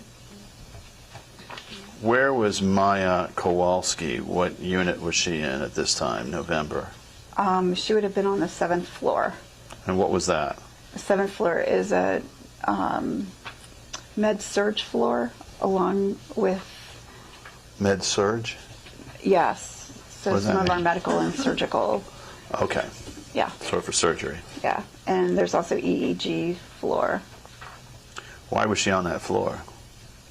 I don't know that. Okay. But was that your assigned floor? In other words, were you part of med surgical or EEG? No, I was not part of that.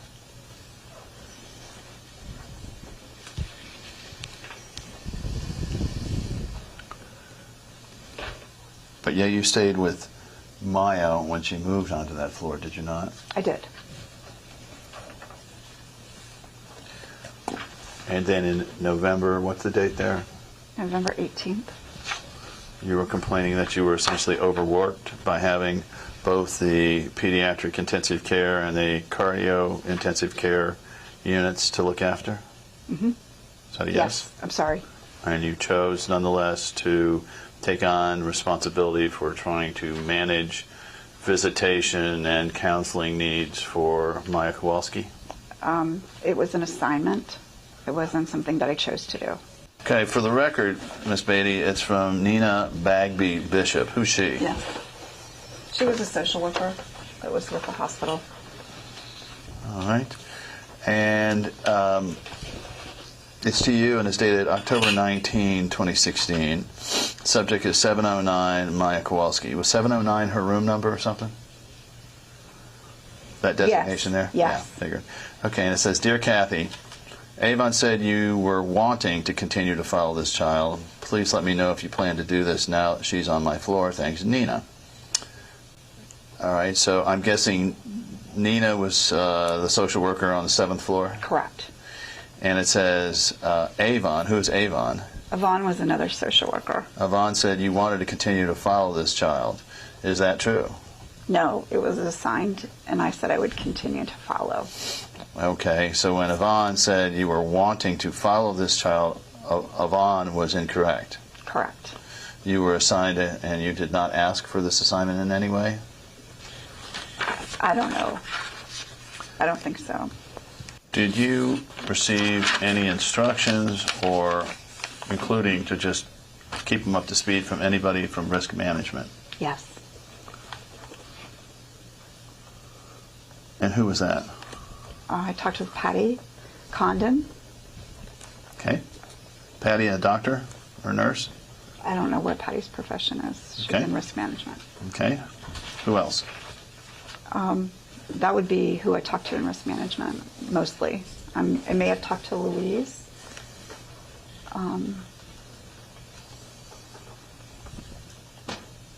Was risk management fairly involved in this case? Maybe not initially in October, but after a few months? Yes. And so let me ask you something about how you got involved in this case. First, I want to know a little bit about your qualifications for a case that I think you would agree with me is this complex.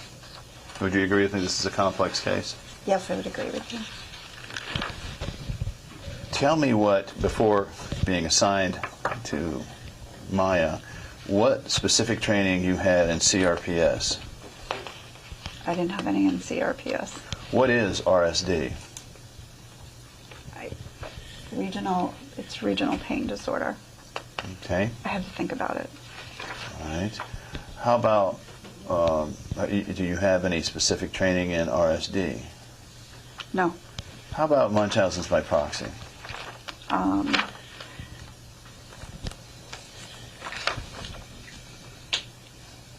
Yes, in graduate school. Okay, and what was that specific training that you had in graduate school? Psychopathology. And how long would you say they spent on Munchausen by proxy? I can't tell you, that was a long time ago.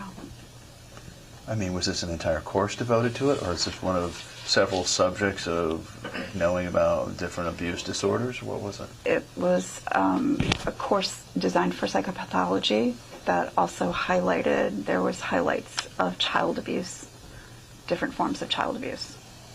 Okay. And prior to the allegations against Maya Kowalski, how many cases, if any, of Munchausen's by proxy, where it was confirmed it was Munchausen by proxy, had you handled? 3.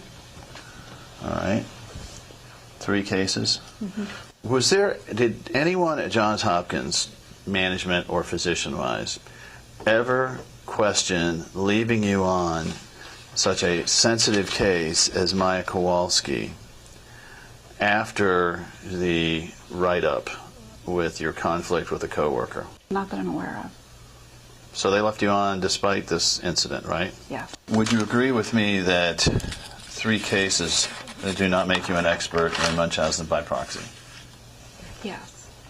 Would you agree with me that you have no background training and experience to provide any expertise in Munchausen by proxy? To provide? Any expertise in Munchausen by proxy? I have a little bit of knowledge of it from the cases. All right. But I'm certainly not, I have not researched, and I'm not a... All right, so when you gained knowledge, though, it was from physicians, I would gather. Psychologists or doctors, people like that. Sometimes, yes. Well, did you read things about it or study anything Yes. about it? Okay, what did you read and study? So through graduate school, I read many of articles that were written in the medical literature, along with the social work literature. Specific to Munchausen by proxy? Yes. Okay.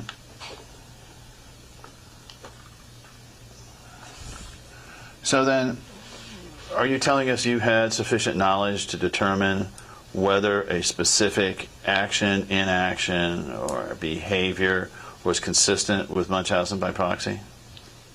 That's not my role at the hospital. Okay.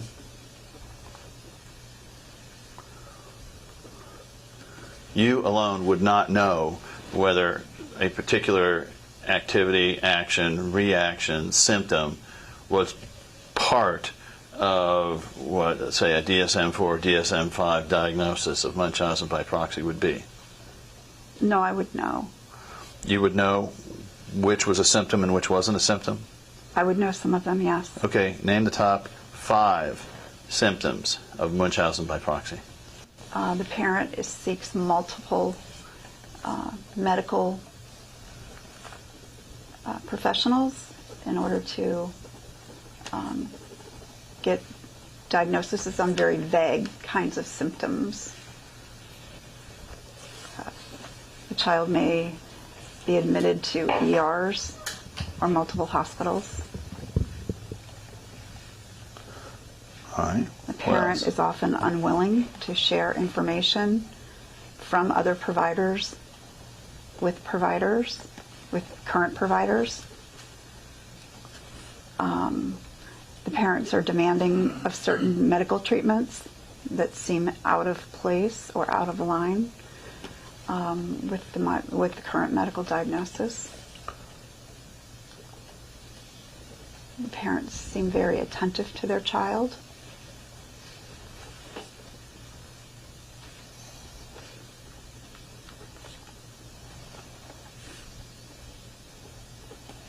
Anything else? You asked for the top 5, so. Okay. I was thinking more in terms of physical symptoms of the child themselves. Physical symptoms of the child is, again, very vague diagnoses. Symptoms could be just about anything, depending on what the parent was using. Distinguish for me the telltale lesions from CRPS from, say, scratches? I can't. Okay. So these seem like more psychological evaluations about the parent's willingness to share information, right? That's part of the DSM-5 diagnosis. Okay. What is your role then? So my role is to coordinate with the unit the needs for the patient that might be getting the medical team together in order to discuss the progress of a case, to discuss with the parents the medical condition of the child. I work with and making sure that all the multidisciplinary teams are working with the patient that need to work with the patient. Aren't those medical decisions? Well, if they are medical decisions, but if I have questions from PT, OT, or speech therapy, I may be working with them to make sure that parents and the providers understand what the needs are. I also work a lot with DCF on cases.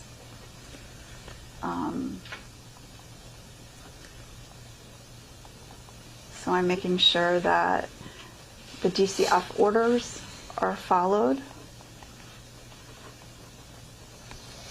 I'm working with detectives and CPIs in coordinating their access to the patients, coordinating their access to records. When you start caring for a patient, do you read the chart? Yes. Do you determine what the operating diagnosis is? Yes.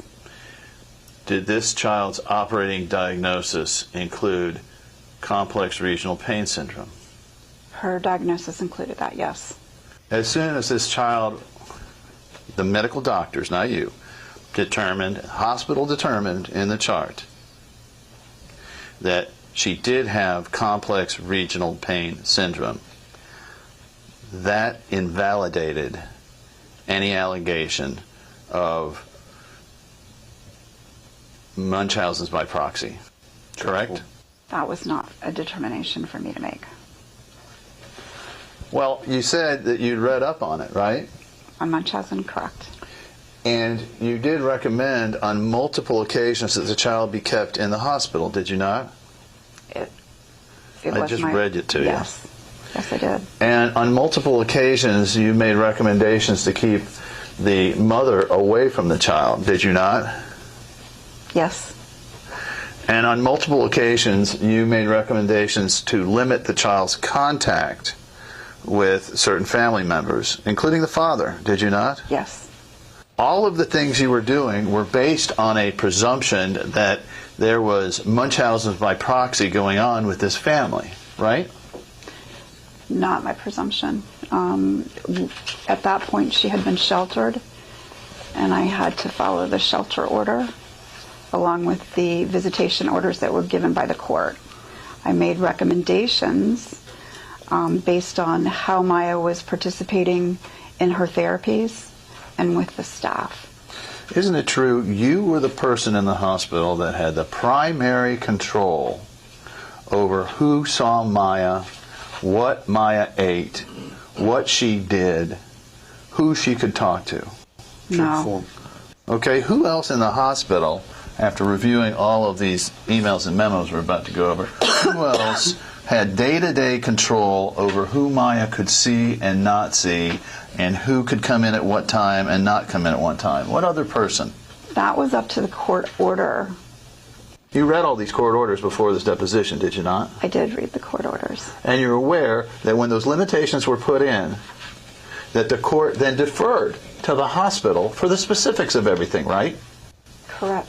The court made certain general findings for the benefit of the child, but then deferred to the hospital about how to implement those, right? Correct. Order behind you, but you were the person in terms of when we get to the hospital's discretion on to do things, you were the person that had most day-to-day control, if you will. I was at that point consulting with Risk, and so that would have been up to Risk to interpret, and I asked many times to have Risk interpret them for me so that we knew what we were supposed to do and not do. Right. But the day-to-day implementation of the orders left it up to the hospital, right? The hospital's discretion, correct? You can answer. As much as we could. Okay. That discretion, then, is it your testimony here that your discretion, whatever actions you implemented regarding who got to see Maya, how much they got to see him, what she ate, all of these things that involved limitations on her life while she was in there, those actually came from the Risk Management Committee, right? Yes. If the father has visitation rights, who was making the decision of how, where, and when Jack Kowalski could see his daughter? DCF. So you were not involved in making that decision? No. Where are the orders from DCF? This is it. Okay. It says supervised. So in order to supervise, what did you understand needed to happen? DCF had to give us somebody to supervise the visit. We don't do that. Okay. And did they ever give you somebody to supervise the visit? Mr. Kowalski had visits, so yes, I would assume they did. Okay. Well, how did you know who was authorized to visit and who wasn't? So CPI would call, or somebody from the Department of Children and Families would call us. Who made the initial call to, or either call to the hotline? The first one was made by Debbie Hansen, and the second one was made by Elaine Brown. Debbie Hansen. And who's Debbie Hansen? She was a social worker at the hospital. Did you ever speak with her? Well, yeah, I mean, she worked on the About team this? with me. Okay. And then who was the next one? Elaine Brown? Elaine Brown. And who is Elaine Brown? She was their social worker on the weekend. Did it strike you, or does it strike you at any time, how serious it is to take a 9-year-old girl away from her family? Well, yes, definitely. How harmful that is to a child? It can be. Okay. So what did you understand was the reason that a shelter order was entered? My understanding from the shelter order is that they had information from Dr. Smith and our medical records. Okay. Dr. Smith then and JHACH medical records, right? Yes. As one of the people who saw Maya the most in the hospital, tell this jury what you saw with your training in Munchausen by proxy that indicated that this family was abusing Maya. So what I can say is that the medical team reported to me that the parent... No, I'm not asking what people reported to you. I'm asking what you saw with your own 2 eyes. Mark 1 eyeballs. What did you see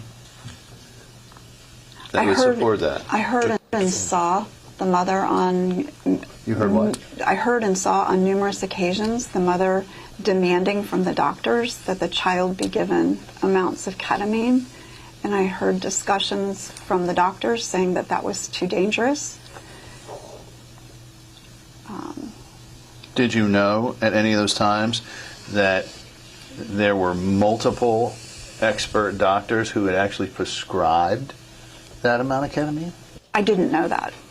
No one ever told you that Dr. Kirkpatrick, she was under his care and he was prescribing that? Did you know that, or did you not know that? Early on, probably not. Did you know Dr. Hanna was prescribing that?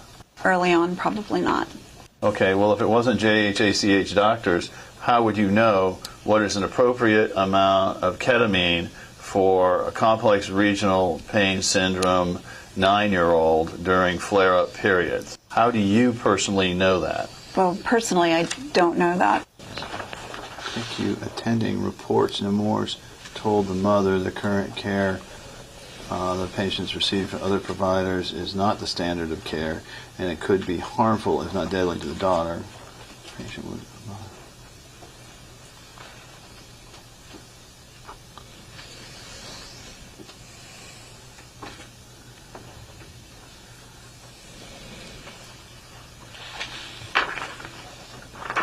So this is you repeating back what a doctor said that another doctor at Nemours, who was not treating the patient, said was the standard of care. Right? Say that again, please. This note reflects, is that your note? It's my note. Okay. So this is your note stating that you heard from a doctor in the pediatric intensive care unit, right? That's where you got the information about Dr. Santana. You never spoke to Dr. Santana yourself? She was actually on the phone with us. All right. So you were on the phone when she was talking? Yes. Okay. So would it be safe to say then that your basis with your own eyes and ears, which was the question, for why Maya should be taken away from her family was this request for an amount of ketamine that was in excess of what you heard was appropriate? Is that right? Correct. And did you explain to her why the report was made? I attempted to, but she shut me down and didn't want to talk to me about why the report was made. She wanted me to name the doctor that made the report, and she wanted me to call whoever that doctor was and have them rescind it. She also wanted me to speak to risk management immediately and get them to call her back. What's wrong with that? That's an indication of child abuse? No. Let me rephrase that. In all of my dealings at the hospital, I usually don't have parents who ask for risk management and who don't demand that we call the hotline report and have it rescinded. Also, she was saying at that point she had no intentions of following the recommendations here. I watched her and observed her in rounds, demanding with the doctors of what to be done. All right. But look, you're talking about taking a little girl away from her parents. Are you telling me that, to the best of your knowledge, Johns Hopkins All-Children's Hospital took this little girl away for over 3 months because of a dispute over dosage? First of all, Johns Hopkins didn't take this child away from her parents. We'll get down with that later. Okay. So that was a court decided that through DCF. I understand that somebody called DCF and complained that this was child abuse and that this child should be taken away from her mother, and that the people that said that were all Children's Hospital doctors, social workers, and nurses. You understand that, right? Under the Florida statute, we have the responsibility to report all suspected child abuse. And I'm going to direct you to the second page, which is 001142, plaintiff's 1142.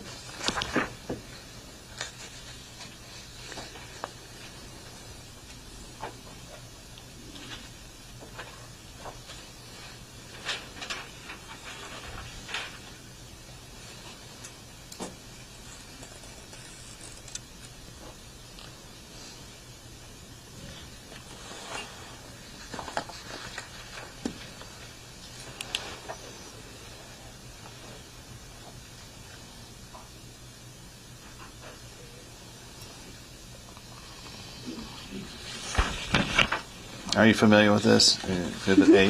Yes, sir. Okay. And if you look at 1142, the next page there, it says at the top, under the family have the right, the middle column, it says to talk with another doctor or specialist at your own request and expense, or to ask for a transfer to another healthcare provider, providing it is medically acceptable and the other provider will accept your transfer. Is that right? Yes. Did they have the right under JHACH Bill of Rights for patients to get transferred out of there upon request? Yes. Did they have a right, that is, did Maya have a right to a timely response to her complaints of pain, according to that? Yes. Did they have a right to participate in decision-making and being informed of options in pain management? Yes. Well, if she's repeatedly stating that she's in pain, it's a pretty good indication she's in pain, isn't it? When we look at pain and when I see kids in pain, Maya was never showed some of the symptoms that we see other kids in pain having. Okay. Tell me what training you have in the identification of pediatric pain. So on an ongoing basis in the unit, I work with kids that have chronic pain or that are having pain from certain procedures and or things that have happened to them. We work on coping skills, sometimes relaxation therapies, sometimes mindfulness. I see children in pain from surgeries, car accidents, traumas. We see kids in pain from cancer. We see kids in pain from just, again, a multitude of things that might be happening to them medically. Okay. Well, are there any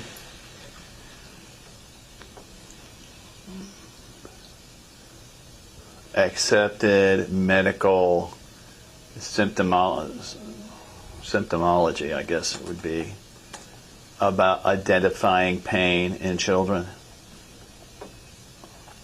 Any criteria, any objective standards, or is this all subjective? I think, again, that what we look for at all children's, that when I am actually in front of a child, what I'm looking for, and they're saying that they're in pain, we're looking to see how they're dealing with their daily functioning. We're looking to see again some of the things that they might be showing us, because not all children are going to be talking to you. So we might be looking for signs that they're uncomfortable in the bed, they're moving around a lot, they're pulling on an area that they might be in pain, they're avoiding touch. We would look to see if they were crying. Avoiding touch is going to come back and bite Okay, her well, right Maya here. cried, did she not? Maya cried, but not while she was reporting pain. Okay. Are you saying that Maya was not really in pain? I'm not saying that at all. Not saying, what I'm saying is, again, that Maya did not show the same type of pain symptoms that other children showed. She showed exactly the same pain symptoms that other children showed at certain times, and at certain times she did not, correct? I would say that Maya's pain was different than all the time from other children's pain. How many complex regional pain syndrome children have you treated on a regular basis? I think we've seen 2 or 3 in the pediatric intensive care unit. Okay, and so complex regional pain syndrome is a little different than having a broken leg, is it not? Oh, yes. Complex regional pain syndrome involves a burning sensation under the skin, right? It's quite painful, is it not? I've never had it. Well, have you read anything on it? I have read something on it. Okay, so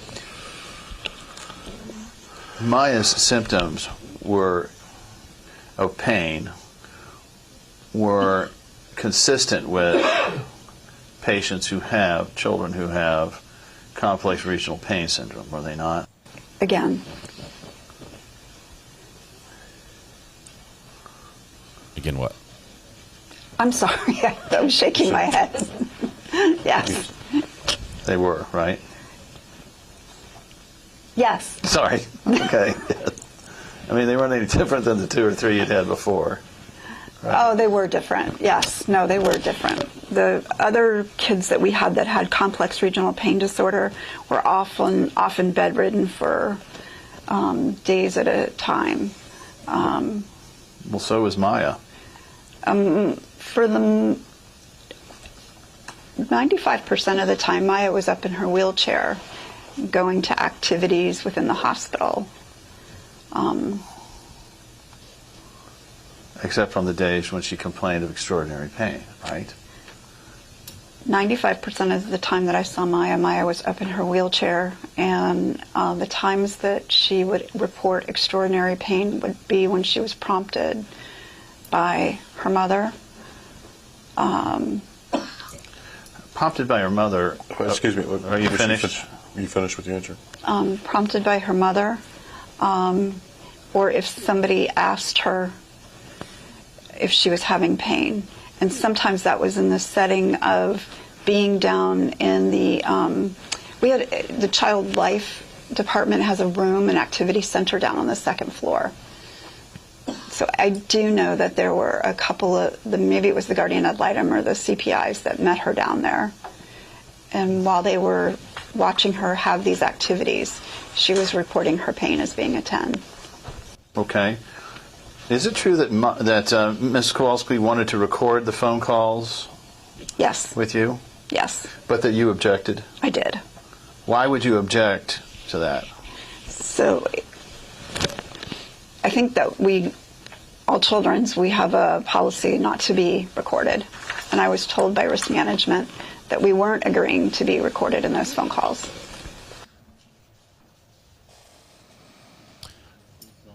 Wow. There's a second volume, so they just need to queue it up.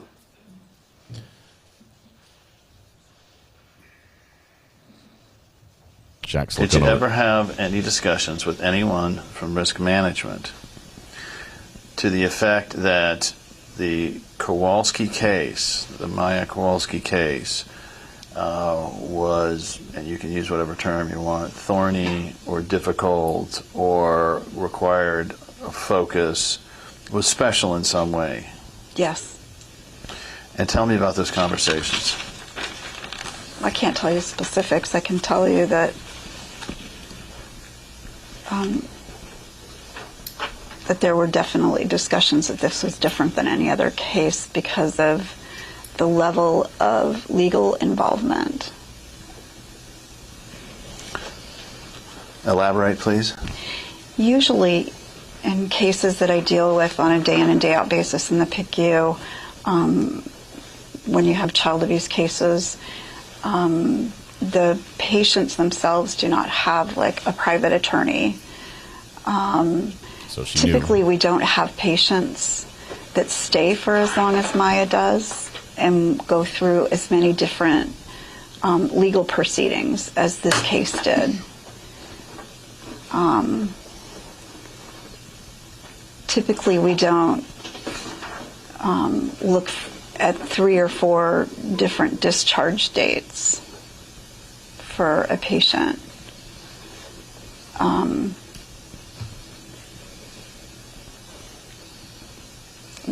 That we have up in the PICU. Explain about the discharge dates. So initially,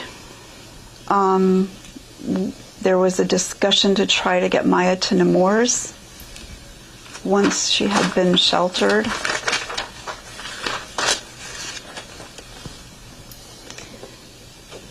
And case management and I worked on that discharge plan, working with Nemours to get them the recommendations they were going to need, or getting them the records, I'm sorry. And what happened there? When I called Mom said that there was going to be a discussion with her attorney later that day. I called her back and she said she couldn't consent or not consent to the discharge to Nemours.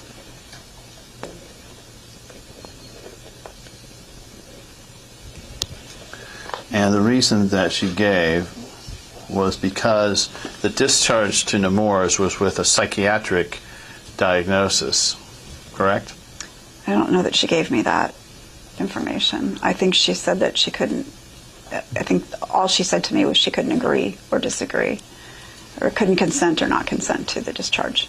Well, did you ever learn that the reason no hospital would accept Maya was because ACH decided to keep psychiatric diagnoses in her record, and no hospital would accept a child with these psychiatric issues, alleged psychiatric issues?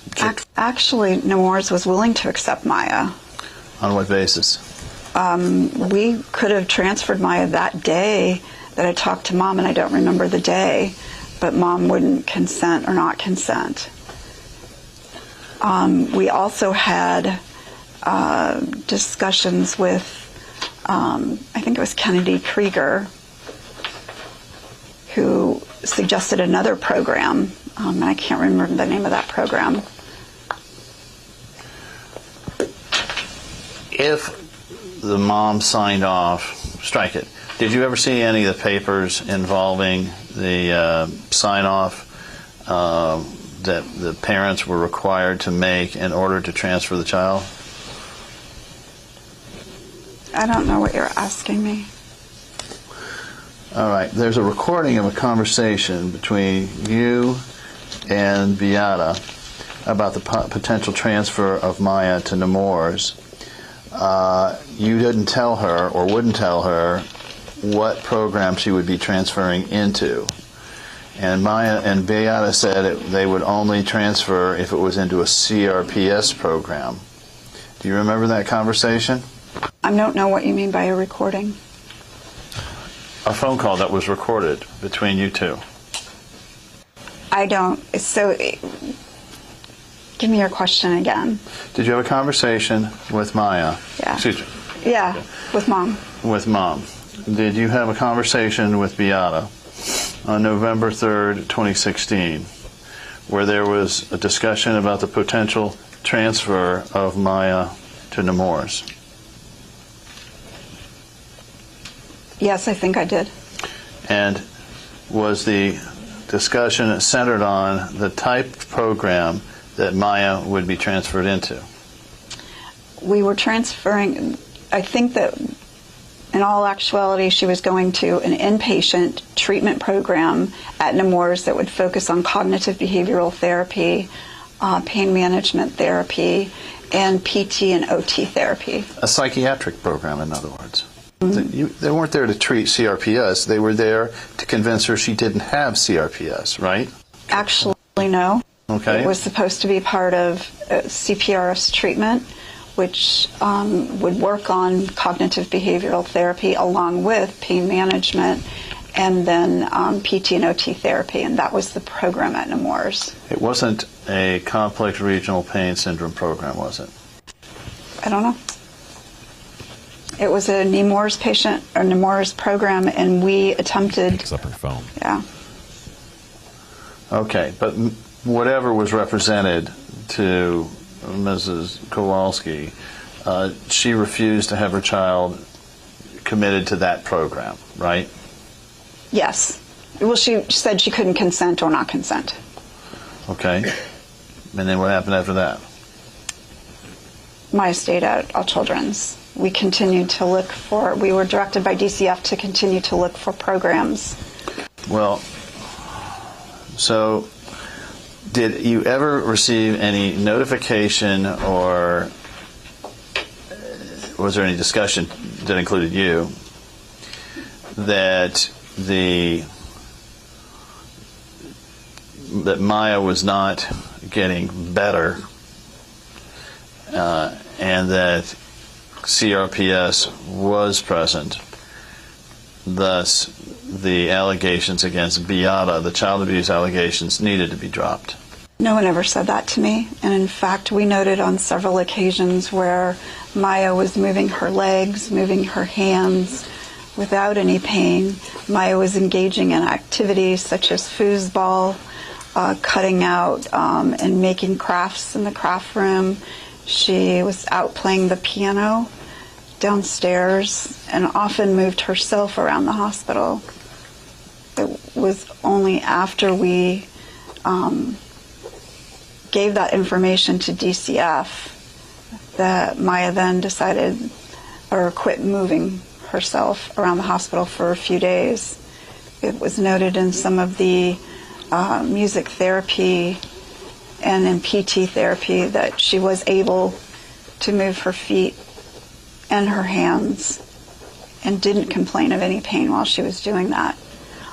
On occasion, when I would be in the room with Maya, Maya would be showing me her Shopkins, her prayer cards, and she was moving herself in the wheelchair, laughing, giggling, playing. She would be putting on her makeup, wanted to put makeup on me, wanted to put makeup on some of the nurses. And all during those times, there was no pain, and there were, Maya was very engaging, working really hard with the staff. So you think, so we understand your testimony, that Maya was happy and thriving in the hospital? There were many days that we saw Maya doing really well in the hospital and working with the therapists that were involved with her, yes. And you say, I just left Maya's room. She told me she is furious, angry, and in pain. She told me she can't talk or trust anyone, and she knows there is court on Monday and it's all lies. Maya told me if I have a problem, I need to talk to her attorney. Yes. Right? Yes. So she's telling you there, she's furious, angry, and in pain. Does that sound to you like she's thriving? Actually, there were very few days that we saw her like this. And this was only after either a visit or a conversation with somebody on the phone. Uh-huh. So you're blaming it on who this time? I'm not blaming it on anybody. Did you listen in to her conversations with her attorney? No. Did you listen in on conversations when she was trying to talk to the judge in court? No, I don't think so. Mm-mm. So if Maya testifies that the reason she was uncomfortable with testifying over the phone and wanted to come into court was that she was terrified of you sitting next to her and what you would do to her, she'd be wrong? Yes. Okay. She just made that up, that you were sitting next to her during her court appearances. I don't know that I was sitting next to her. I think she was with her attorney at those times. Were you in the room? I don't know. I don't remember being in the rooms. Did you require Attorney Kelly to leave the door cracked while he was meeting with her? We may have. Why did you want to leave the door cracked while Maya was trying to consult with her attorney? We were not in the room with her, but there had been an episode where Maya said she fell out of her wheelchair and was on the floor for hours. So at that point, it was discussed with risk management, and risk management wanted the door left open so that we could make sure to monitor the patient. Really? So you think the attorney was going to let his client lay all over the floor and not help her? So you guys had to be there, right, beside her or listen in? Strike that. So the purpose of cracking the door and being right there next to it, because you were standing right next to the cracked door. No.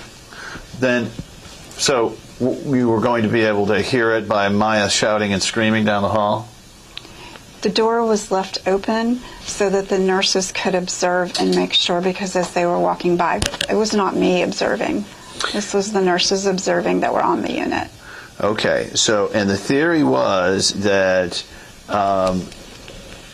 while Maya was in the room with her attorney, there was still a chance she would fall out of the bed and her attorney would not ask for help or otherwise assist his client lying there on the floor. So you guys had to be able to look in. Is that the theory? Was that the theory here? So risk management, after that happened, wanted to make sure that the door was left open at all times so that there was site to site so we could make sure that Maya was safe, yes. Why would it be a big deal that she fell on the floor? I never said that Maya could move around freely. I said that we watched her move around with her legs. What Maya could and couldn't do was not my decision or making. I saw Maya move her legs. I saw Maya move her arms. I saw Maya move her feet. All right, so the theory then was that because Praise Maya God. said she Thank you fell so out of a much. chair once, you guys had to leave the door open or cracked so that you could see her if she fell out of the chair, right? That's the direction that we got from Risk, yes. Okay. And so is it explained to you that it was felt that the attorney would not be able or willing to help his own client if she did fall out of her chair with him there? I can only speak to you what our direction was given, and that is that we had to leave the door open. So it came down from risk management that Maya would not have, it was necessary to keep the door cracked, even when Maya was trying to consult with her own attorney. Yes. Did you ever confiscate a plastic bag filled with wafers and what? The host, holy water, prayer book. What else was in this? Did you ever confiscate that? No. You never took those away or prevented her from having those? Never. Okay.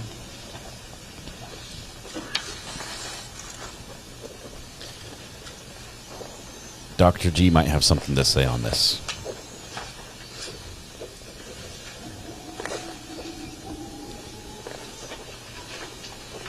Was Maya allowed to see her priest? That would have been up to the DCF order. We did have Father Tom that came and visited her when he was there on the weekends. Okay. Let me show you what we've marked as 13. Can you identify this? It sounds like it's a telephone conversation. Okay. Had you ever seen this before? No. Okay. Who produced it? Do you know? No. Were you aware that on this date that's being described here, January 6, 2017, that Maya was tired and spirits low, and that Dr. Hannah had told her that she was getting worse? She did tell me that, yes. Okay. Did you ever speak with Dr. Hannah? No. Why is it that JHACH chose not to discuss Maya Kowalski, or for that matter, Beata Kowalski, with any of the ongoing treating physicians? That would be out of my scope of responsibility.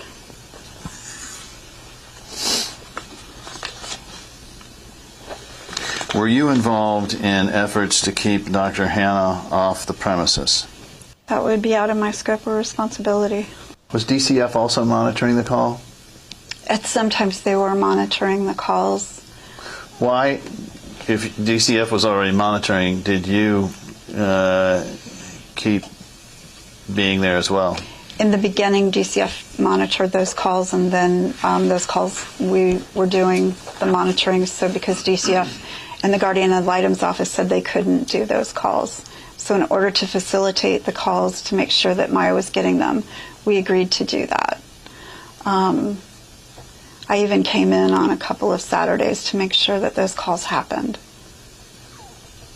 Okay, but why did you have to be on calls when DCF was already on the calls? There was a time that DCF wasn't going to be on those calls anymore, and we agreed so that Maya could get those calls with Mom. And that's not really my question. My question is, during the period of time while DCF was still doing the calls, why was it necessary for you also to be on the calls?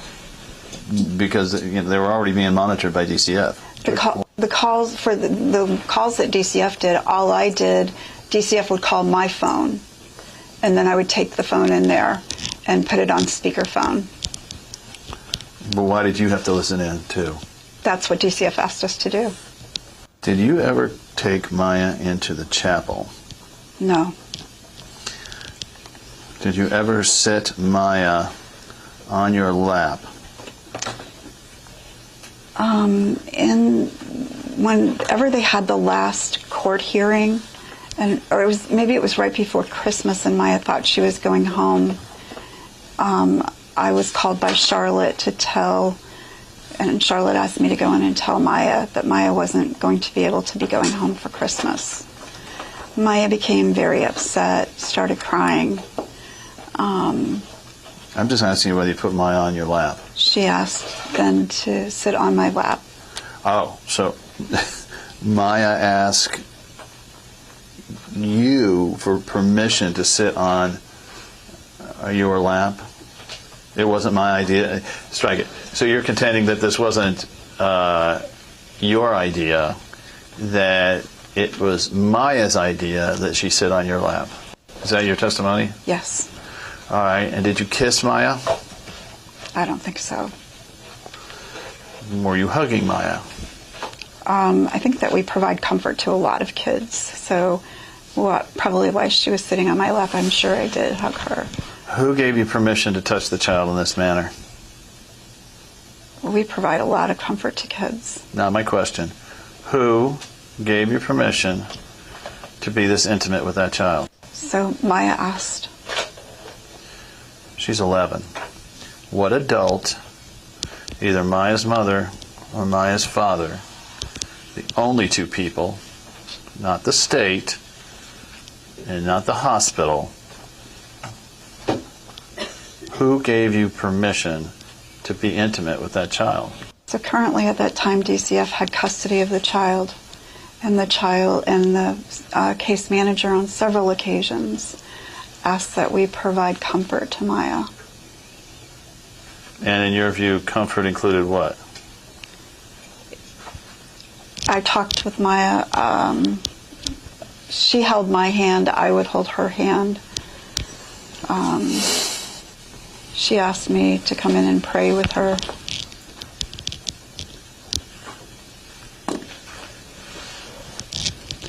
I guess your answer is no one with any authority to permit you to be that intimate with their child gave you permission to do so. So I do think a couple of times that Mr. Kowalski and I discussed the fact that I provided comfort to Maya. Well, was Mr. Kowalski complimenting you about it, or were you telling him that you were providing comfort? I can't tell you how the conversation happened, but I can tell you that Mr. Kowalski thanked me.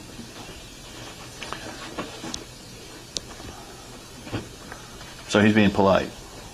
So by thanking you for comforting his child, is it your interpretation that that meant he believed it was okay for you to have the child on your lap and be able to hug her and kiss her? Again, I don't think that I kissed her. Are you sure you didn't kiss her? Pretty sure. So if Maya specifically remembers you kissing her and telling her it was going to be okay, that's just another thing that she made up.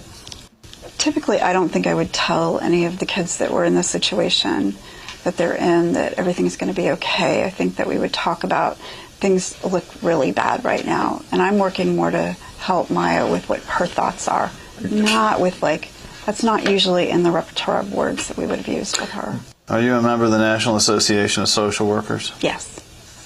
Are you familiar with their code of ethics? Yes. Let me show you what we'll mark, and unfortunately it's highlighted, but I'm going to mark it as 14, and we'll swap out I need a stapler too, or pen. But let me ask you about section 1.10. Does it appear to you to be the code of ethics for what's your organization called? National Association of Social Workers. Does it appear to be your code of ethics? Could be, yes.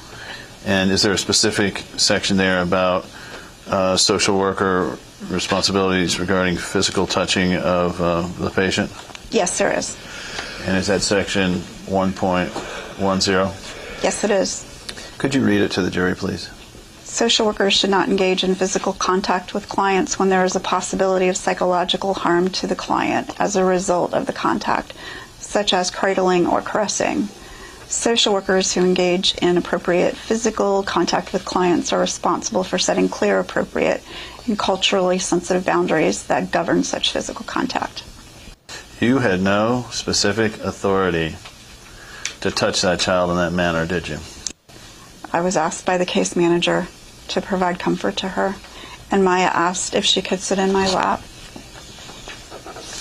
Well, a child can't give consent to be abused or touched, can they?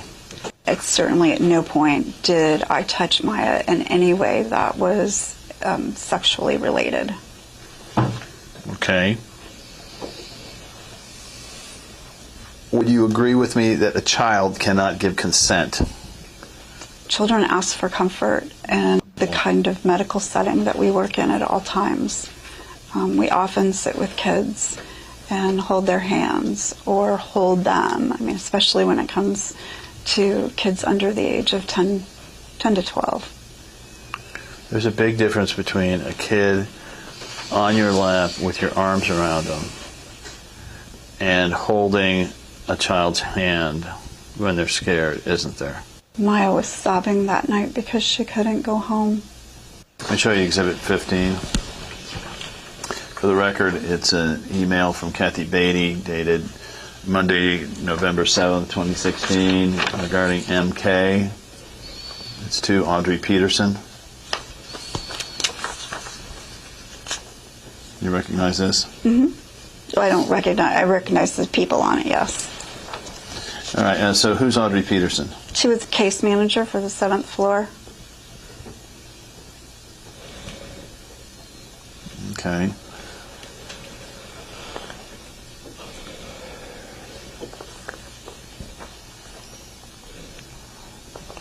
Okay, and it says, I'll call you later with massive update. Describe for me what the massive update was. I have no idea without going back and taking a look at my notes from that day. So I guess I didn't have a chance to talk to Audrey that day, so I emailed her the next day. Said there was no update available as the parents will not consent or decline the placement at Nemours. There is a hearing today and Thursday that will clear up the matter.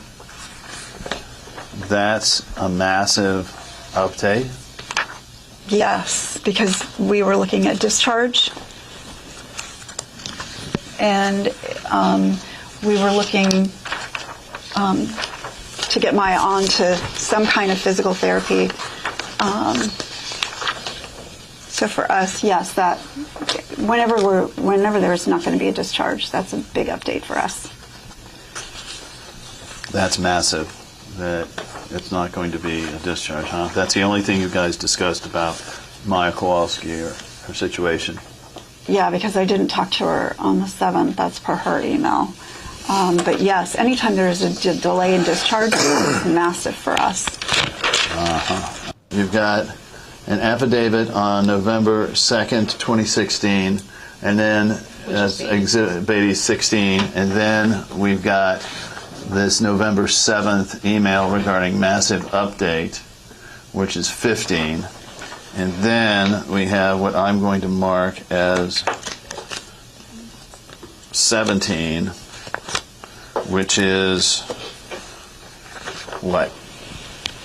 Tell me what that is. For the record, it's an email from Kathy Beatty to Megan Leaf at My Florida Families, dated November 9th, 2016, so 2 days later than the massive update email.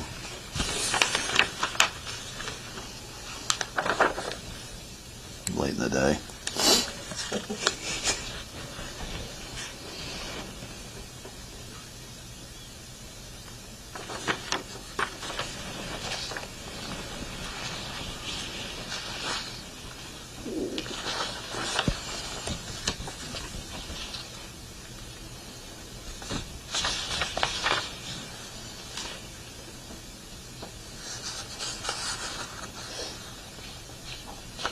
What is exhibit? This is Dr. Diana Young. on the 9th day, indicating she did another affidavit for transfer. All right, this is the second affidavit for transfer? Yes. All right. So let me get this straight. Am I correct that you helped on the first affidavit that said nothing about factitious disorder or conversion or anything like that, right?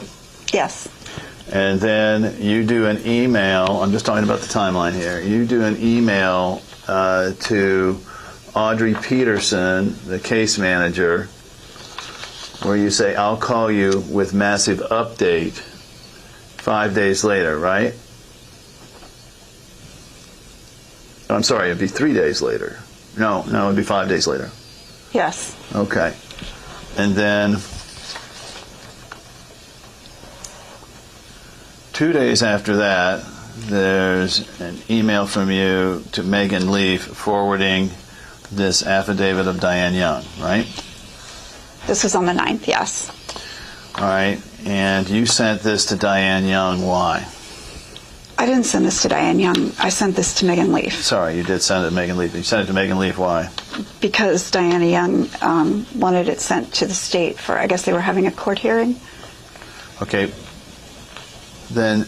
Or they were going to get a judge so that we could go ahead and discharge. All right. So, is Diana Young a pediatrician? Yes. Is Dr. Dees a pediatrician? Yes. Were they both seeing Maya approximately the same time? They could have been, one of them could have been working for part of the week and then the other one for the other part of the week. Okay, but they were both seeing Maya, obviously. Yes. Both being attending physicians? Yes.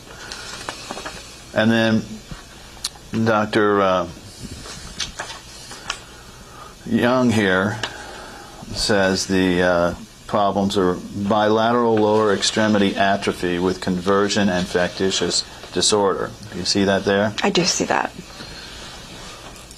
Why the difference between the two pediatricians seeing the same child? I can't answer that for you. I wasn't involved. You weren't involved in the second affidavit? No. Did your massive update have anything to do with the creation of the second affidavit from Diane Young? No, it would have been about discharge because at that point we were looking to discharge. Let me show you what we'll mark as 18 and ask you to identify it. And for the record, the first email is from Kathy Beatty, January 5th, 2017, dated, it's JHACH 10160 through 163. Ask you to identify that, see if you know this exchange. Yes. And what is this about? So I think I'm pretty sure this is the day that Maya was going to the courthouse and then going to see Dr. Hannah.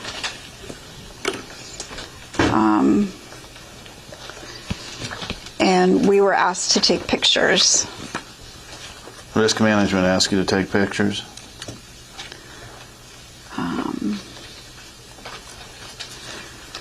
So I have to go all the way back to the beginning.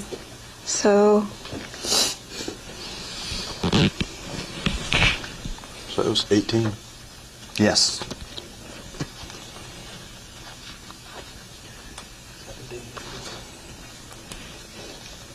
It's close.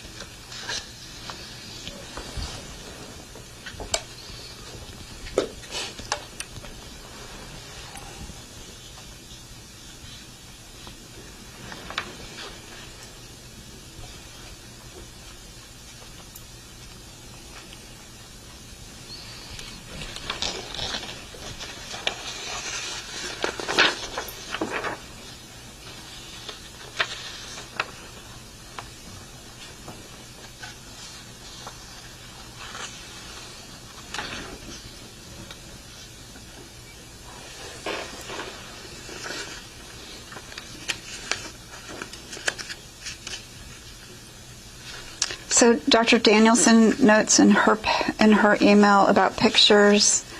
I was contacted. Patty wanted to know, is CVI able to help out? They can't. They're doing their own pictures in Sarasota. And then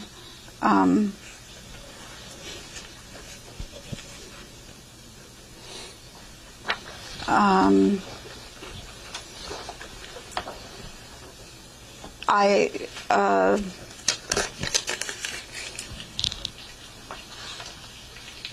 indicate that I think that we should do them here at the hospital.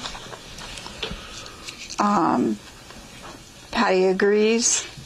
She suggests that 2 people are in the room, and she has a camera. So who's Patty?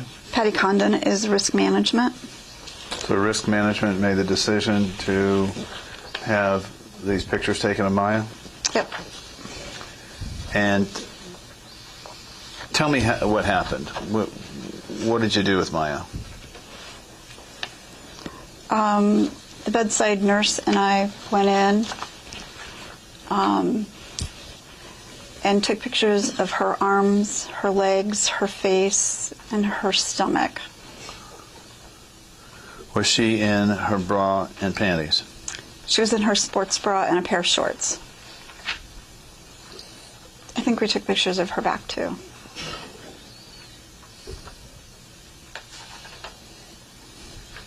Bra, and she wasn't in panties, she was in what? Her shorts. Who gave you guys permission? I say you guys. Who gave risk management permission to take photographs of this little girl's entire body? So that would be, again, I was directed by risk management to do that.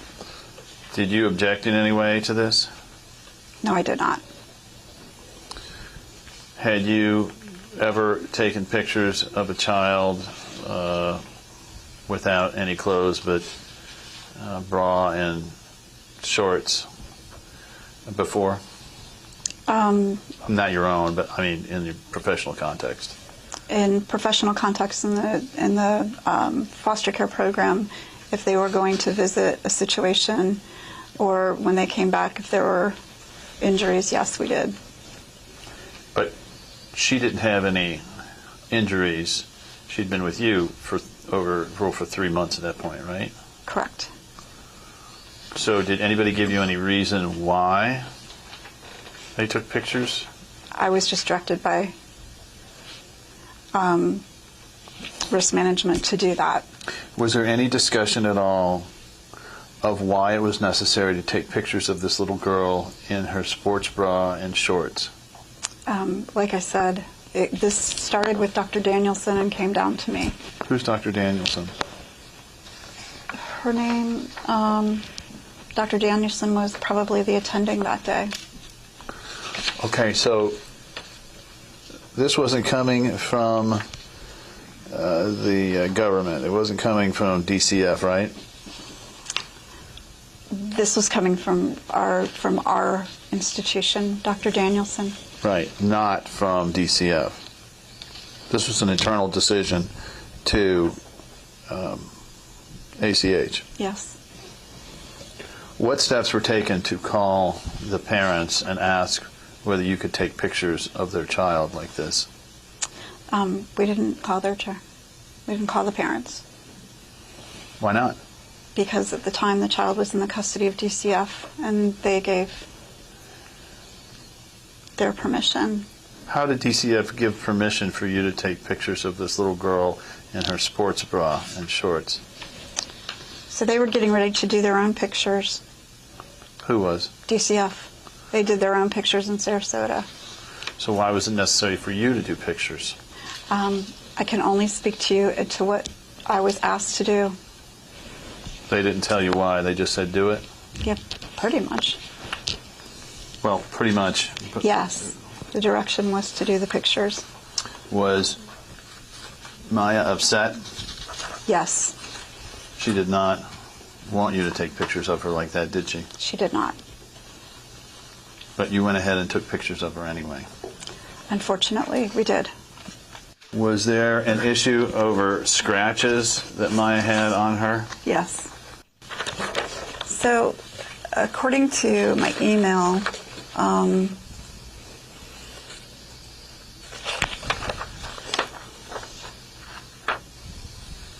there was a concern that Maya was self-mutilating. And my note indicates on Thursday there had been inappropriate conversations with the mother that had been witnessed by staff.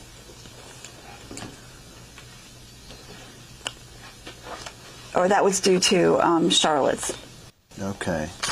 One last email here, and it's 19 because we're taking it out of order, and it's JHACH 9829 through 9831. Show you that.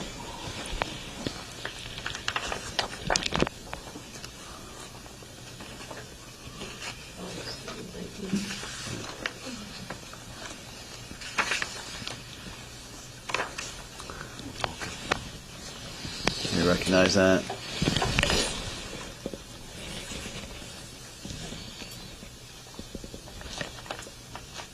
Yes. Okay, and what is this? So this was a letter that Maya wrote on or around November 10th and wanted the judge to see. So I scanned this in, or faxed it to, I'm not sure which, to Safe Children's Coalition. Who are they? The community-based care organization that was case managing this. All right. Did anybody give it to her lawyer or some way to get this to the judge? That's why we sent it to Tanya Hutchins, who we were asked to send it to so it would get to the judge. She says, I am not doing well at all. I'm hurting worse than I was at home. Is she telling the truth there to the judge, in your view? I can only report what Maya's telling you. And they are not doing a good job with therapy or managing my pain. Is she telling the judge that? Yes, she is telling. Any of the pain meds they give me don't work at all. Had she told you that? No, she didn't really talk about her pain medications too much with me. Okay. They talked to the doctors about it, right? Probably. Someone dropped me the other day. Did that happen? I don't know. My parents did nothing wrong. They just listened to the right doctors for my meds, and guess what? It worked. Okay. And then ever since I got here, I got worse. It's causing me more pain, and I really don't want to go to Orlando for my rehab either. All I want is to go home, be with my family, friends, and never have this problem ever again. Please help me. Love, Maya. And then she puts a P.S. I had better therapy at home. Now, based on, you read this, right? I did. Okay. Did you ever have any interaction with any of the attorneys advising ACH? Yes. Who'd you have interaction with? Mr. Hunter, but I also had interactions with another man. I don't remember his name. Shapiro. Were you party to any conversations? You don't tell me the contents. Party to any conversations where any of the attorneys were involved? Yes. And was risk management involved in those? I think so, yes. Let me show you 21 and ask you if you can identify that.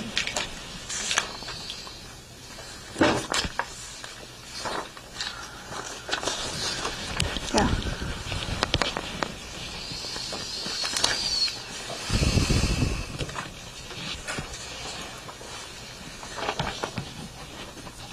Yes. All right. So you drafted this letter that's of November 29th, 2016? I typed this letter up from Dr. Amin. Okay. Did you participate with Dr. Amin in putting together these recommendations? Actually, this would have come from the medical team.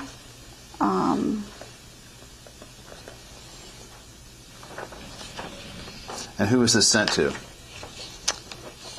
I think that we sent this to the case manager. Case manager for whom? For Maya, for the Department of Children and Family Services. It could have gone to Charlotte Laporte. Okay. So this is the letter to the state. Yes. Okay. And in this, there's recommendations including visits with father suspended at this time unless supervised by DCF. That was the hospital's recommendations, right? Yes. Phone contact with mother limited to one time weekly supervised, and mother instructed she can't record phone calls, and mother is given same instructions as father. Do not discuss court case. Do not talk with Maya about her pain and what pain medication she is or isn't getting. Do not talk with Maya about food here at the hospital.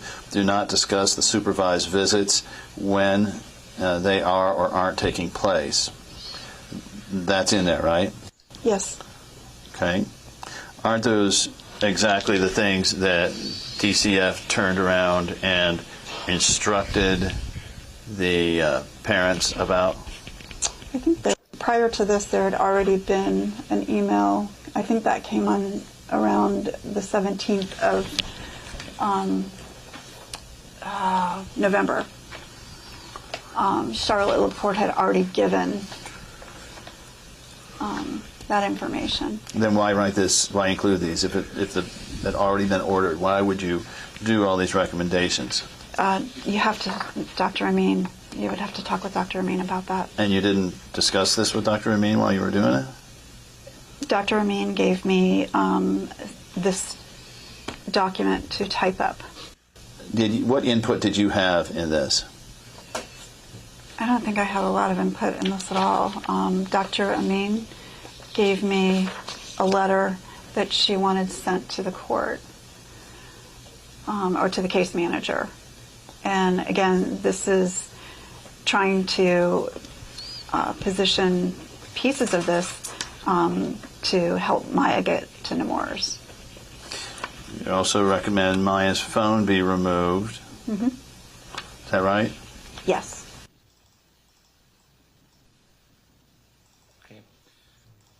Members of the jury, that concludes the playing of the deposition. Are there any issues we need to address before the jury is excused? I'd like to recall Jack Kowalski for about 4 questions. Come on up. Okay. This just got spicy. Right on the tails of the jury hearing all that evidence, which just might cost the hospital about $200 million, give or take. We're bringing Jack back on the stand. Wow. Got an objection. Just 1 second here. Bring our objections up. I need to go back to where I belong. I just can't be up in the top corner. It's driving me nuts. String keys there. Go into my happy place. I don't know where the keys are. I might. I drove this morning. I hung them up. Where they go? Yes, I put the keys back where they go. It's rare, but I did it this one time, I think. All right. Here comes the boom. This is insane. Listening to that, the body language alone, and I realize a lot of people say body language doesn't tell you anything. Nice. I accept your apology. A lot of people say body language is nothing, but anytime we communicate with somebody as they talk, the way they're behaving registers with us. And sometimes we might not be able to say, oh, well, they're blinking, their blink rate increased, by a scale of 3, which indicates not all of us are Dr. G. Okay, most of us can't do that sort of analysis. The jury, you ready for the weekend? No, looks like there's a question. They objected, and they're not letting him call up. Oh yeah, you do need to publish. Had I known there was a question, I wouldn't have said what I just said. Oh my goodness. Anyway, I'm just saying that the body language plays into how believable we, or how we internalize what we're being told verbally. And the body language in that last deposition was loud, and there was a lot of it. So that's very, very interesting.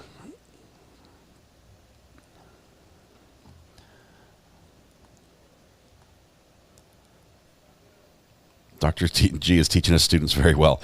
Dr. G has a course on this. Are you in his course, Michelle? Did you sign up for his course? I'm not sure if he had gone live with that yet. I know he had talked about it, but no lawn lumber recap tonight. Oh no, man! Tell him it's a quick one. We can skip the first deposition entirely and just do the second one. I'm not sure why they're saying no to the testifying. Probably because they didn't notice the other side. I don't know, man. They have every right to recall Jack. He wasn't released. Yes, and they did say they were going to recall him.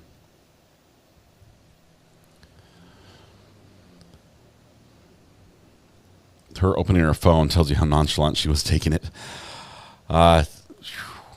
There were times when there was no right answer for her. Very good questioning. Very good questioning. Dr. G, I'm super excited about this. Dr. G is approaching 100,000 subscribers. I'm going to check. He might like have hit it already this week. It's going to happen really soon. You want to be in on the ground floor, guys. Now's your opportunity. Get in before we go into 6 digits. Do encourage everyone to give him a subscribe and check out his channel, and let him know if you hadn't found him that we sent you over. It's always nice to know where people come from. We don't know why it seems the defense objected to recalling Jack right now, and it might have to do more with scheduling than the fact that he can be recalled right now. And it's a win for defense if they can separate these two, because if he can now ride the wave basically of the last deposition and the impact of that deposition on the jury, it could magnify or maybe even connect the dots a little better for the jury as they hear testimony from him. So if he's not allowed to testify right now, which it appears that the judge has ruled that's going to be for another day, then the Mr. Anderson has to do a good job of bringing the jury back to what they had right here, back to what they learned, back to what that really stuck out to them, and then connect that with Jack's testimony here. Only a half day of testimony. We have some arguments this afternoon, which should be pretty good. He's in court today. Dang those people who have full-time jobs, Valerie. What is with them? Oh, man. He's a busy guy. Dr. G is at 100K. Amanda, did that just happen today? I've got to pull this up. I have to pull it up on a different device, or else it's going to make a noise on this one.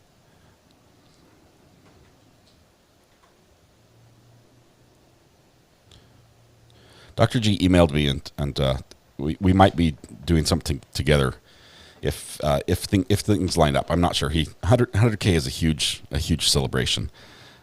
So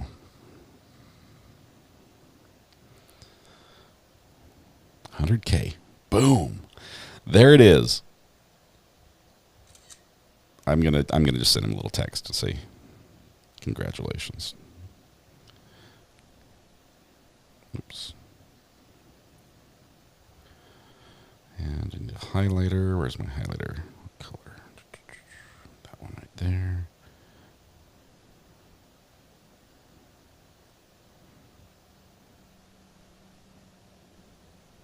Okay, quick message.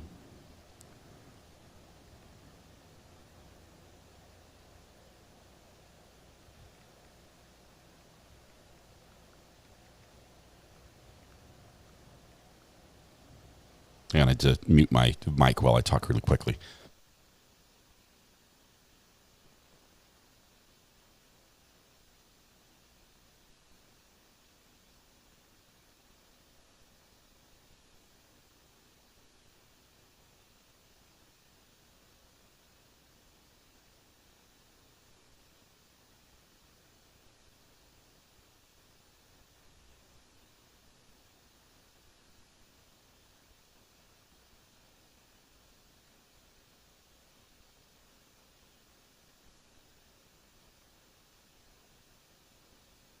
All right.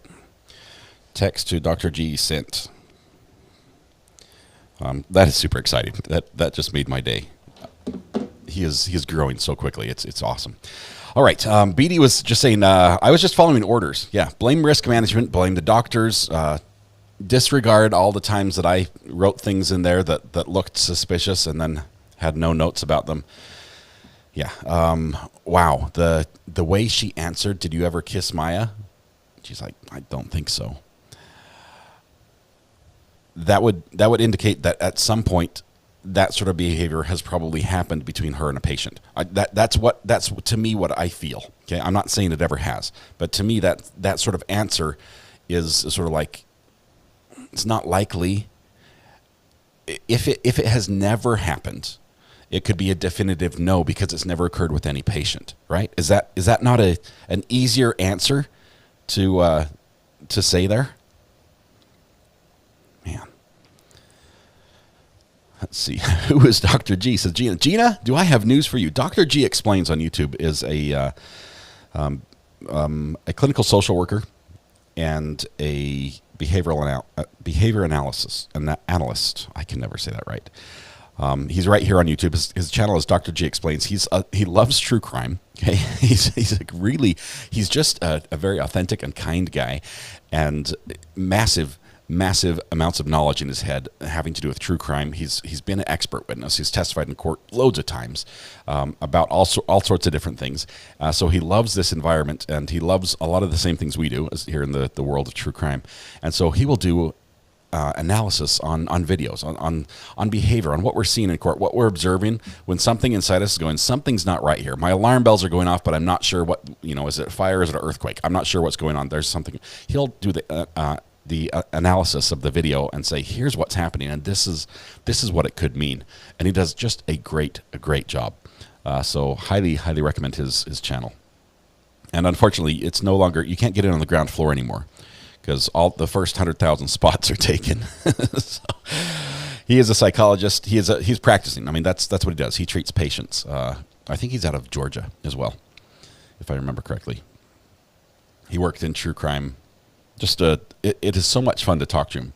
Although I will say, every single time we have him on the show, which we need to do again, I just feel like I know he can just read me like a book, and I'm trying to act all professional, everything, and I'm like the biggest fan, the biggest nerd of him, and I'm trying to be calm and ask these insightful questions, and I'm just like giddy inside. And I'm like, he can see this. Of all people, he knows I'm giddy. So it's awesome, wonderful. Anyway, congratulations to him. That is really cool. All right, still got. I think we have another objection, or no, this is the question. Sorry, we've got a question from the jury. How are we going to do the question from the jury?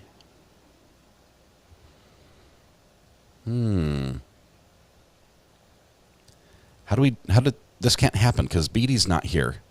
The jury's asking a question.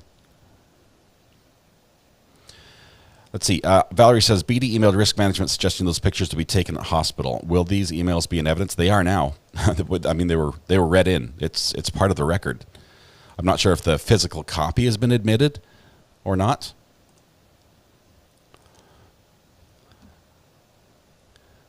But it's let's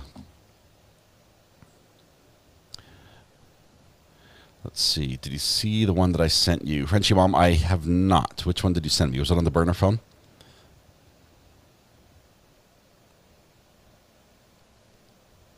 Why isn't BD actually testifying in the trial? Nana Geek, is your chat seen? I can't see it at all. No, just kidding. Yes, it is. It's working great. I don't know the details. I believe, she does not work for the hospital anymore.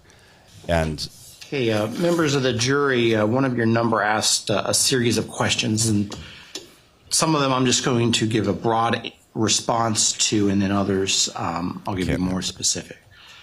I want to remind you that this is like we said at the beginning of this case. This is going to take a couple of months, and so you can't get every single piece of information at the same time. It's just going to take some time to get all the information out. So you're not going to be able to get everything right this moment.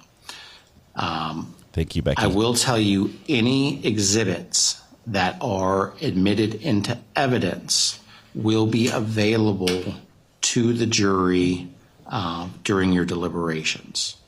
Now, with respect to some of the specific documents, I'm just going to refer you to my generalized statements. There also was a request for a written copy of the deposition, and unfortunately under our rules, we're not allowed to send back a written copy of the deposition.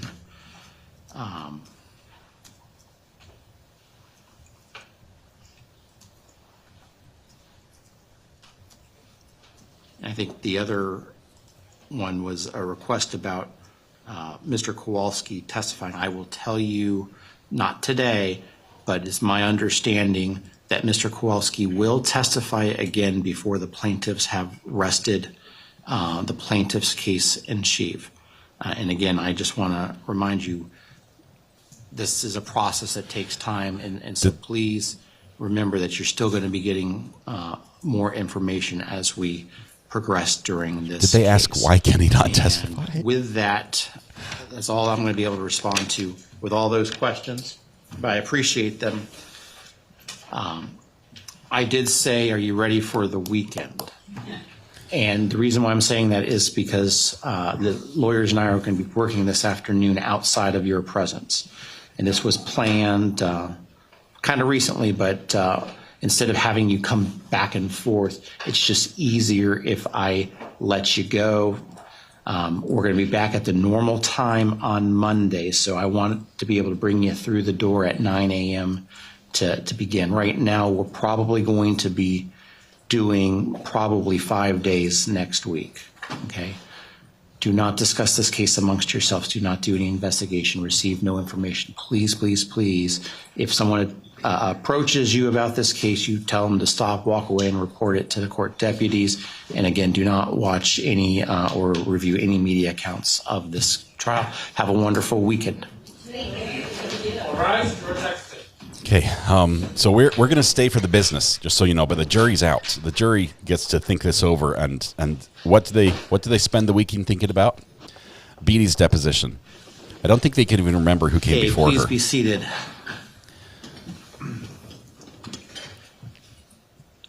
Do you want more than an hour, or is an hour enough to get everything? So if we're back here at 1:30? Yes, Your Honor. I bet they could. I think that would be fine, Your Honor. Then I will see everybody back here at, one last thing. Did you have the time breakdowns for me?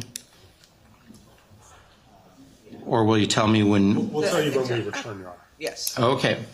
I'll see everybody at 1:30. Okay, and with that, we've got the. All rise. Recess. We'll listen to the all rise as everybody leaves.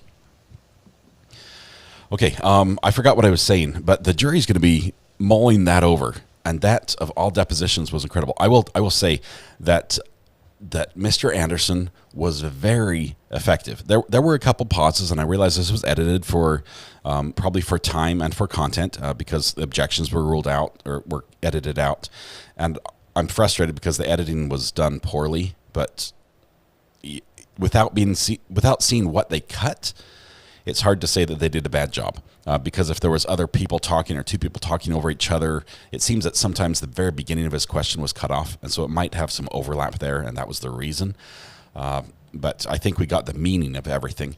But in this edited version, Mr. Anderson is very effective. The questions are very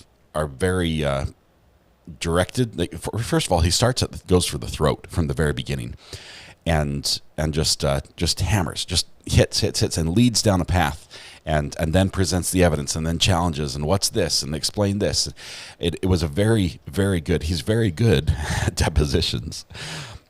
Perhaps he should do more of them. I don't think you can do a good edit on depositions, says Beth. Yeah, they're rough. They're really, really rough. But let me just tell you, I can do some good edits with some pretty rough video, and I don't think the lawyers have or are invested in doing a good edit like that. There are things you can do that would make it work, but for legal reasons and for the clarity of the record, I think it's very much just like cutting and taping together, and that's what you get. You cut a piece out and you tape it together. We don't agree with this part, so we cut it out. So it makes it a little bit rough, but it was really good. It was huge for the plaintiff. I honestly think that if we hear from jurors after the fact, this testimony will be something they'll cite as saying, this is when I decided XYZ. And this is when I decided, when I heard this admission by the hospital through Beatty, that's when I knew for sure that this allegation was how I was going to vote on this one. All right. My dog Clover. We're gonna try to get another case. We've got requests into Adams County in Colorado right now. The deadline was yesterday. We got our application in to get expanded media coverage on a trial there that's involving a police officer and a couple of paramedics, but this is just the police officer part of that trial. So we're waiting for word back on that. Did the first deposition count as plaintiff time or mix? If the latter, it used up a bit of defense time. I believe it mixed, and that was weird because the deposition, they're only deposed. She was only deposed, or who was the? I have to look back at my notes. Who was the first witness that was deposed? Rebecca Johnson, the mental health counselor. Okay, she was only deposed one time, and I believe the defense had been the person who scheduled it, and so they led. And so even though it was a plaintiff's witness, they had to play the entire deposition, which has both sides. And so it starts with defense, even though it's on the plaintiff side. And that was a little confusing for a lot of people. They're like, who's asking the questions and why? This doesn't seem to help the plaintiff at all. That's because the defense was going first. And then the part that the plaintiff wanted in was on the tail end.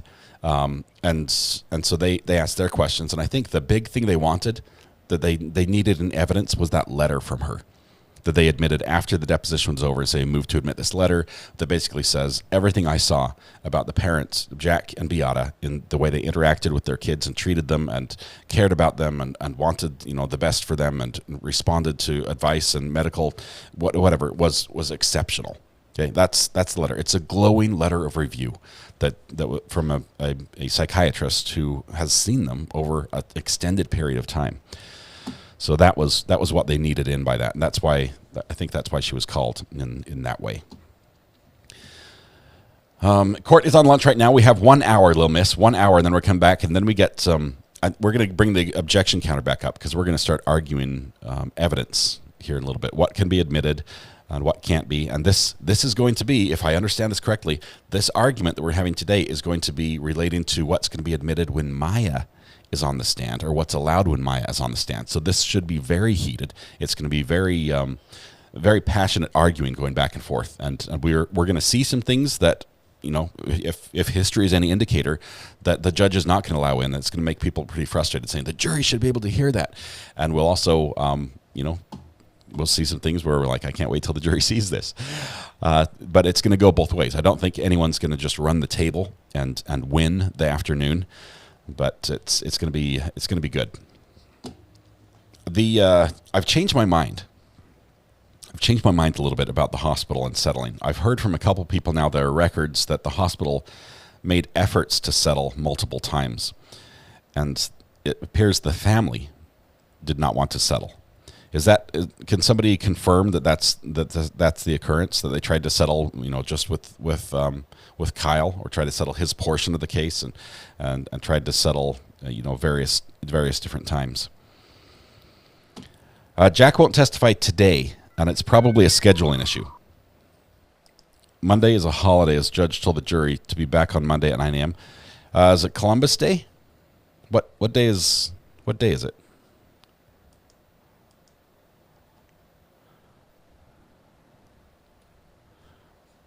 What's the holiday on Monday? Because they said to be back on Monday. We'll be in court on Monday. Sis says, if you get the one in Colorado, I can go to court and report back. We'll see. We have to wait and see what the judge allows, because I requested 2 types of access. One that's very convenient and one that is less convenient. One might require me to be there. Hey, who do we have on the phone here? From Tag. Hey, Tag. It's Recovery Addict. How are you doing? I'm doing well. I'm calling to say hey to my peeps, and I have a question. All right. What's your question? And hey, peeps. My question for everybody is did all of the squashing of the rights sell you out, or are you wanting to hear more before you make a decision?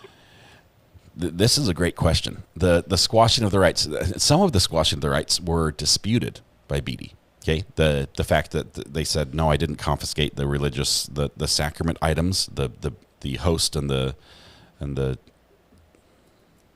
can't remember the terminology they used.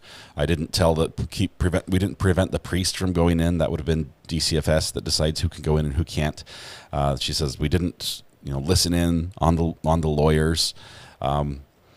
Evidence would, has come in contrary to that already. So, but it does. I don't know. I think the body language, a lot of the terminology she used was like in place of things, so she wouldn't have to admit things.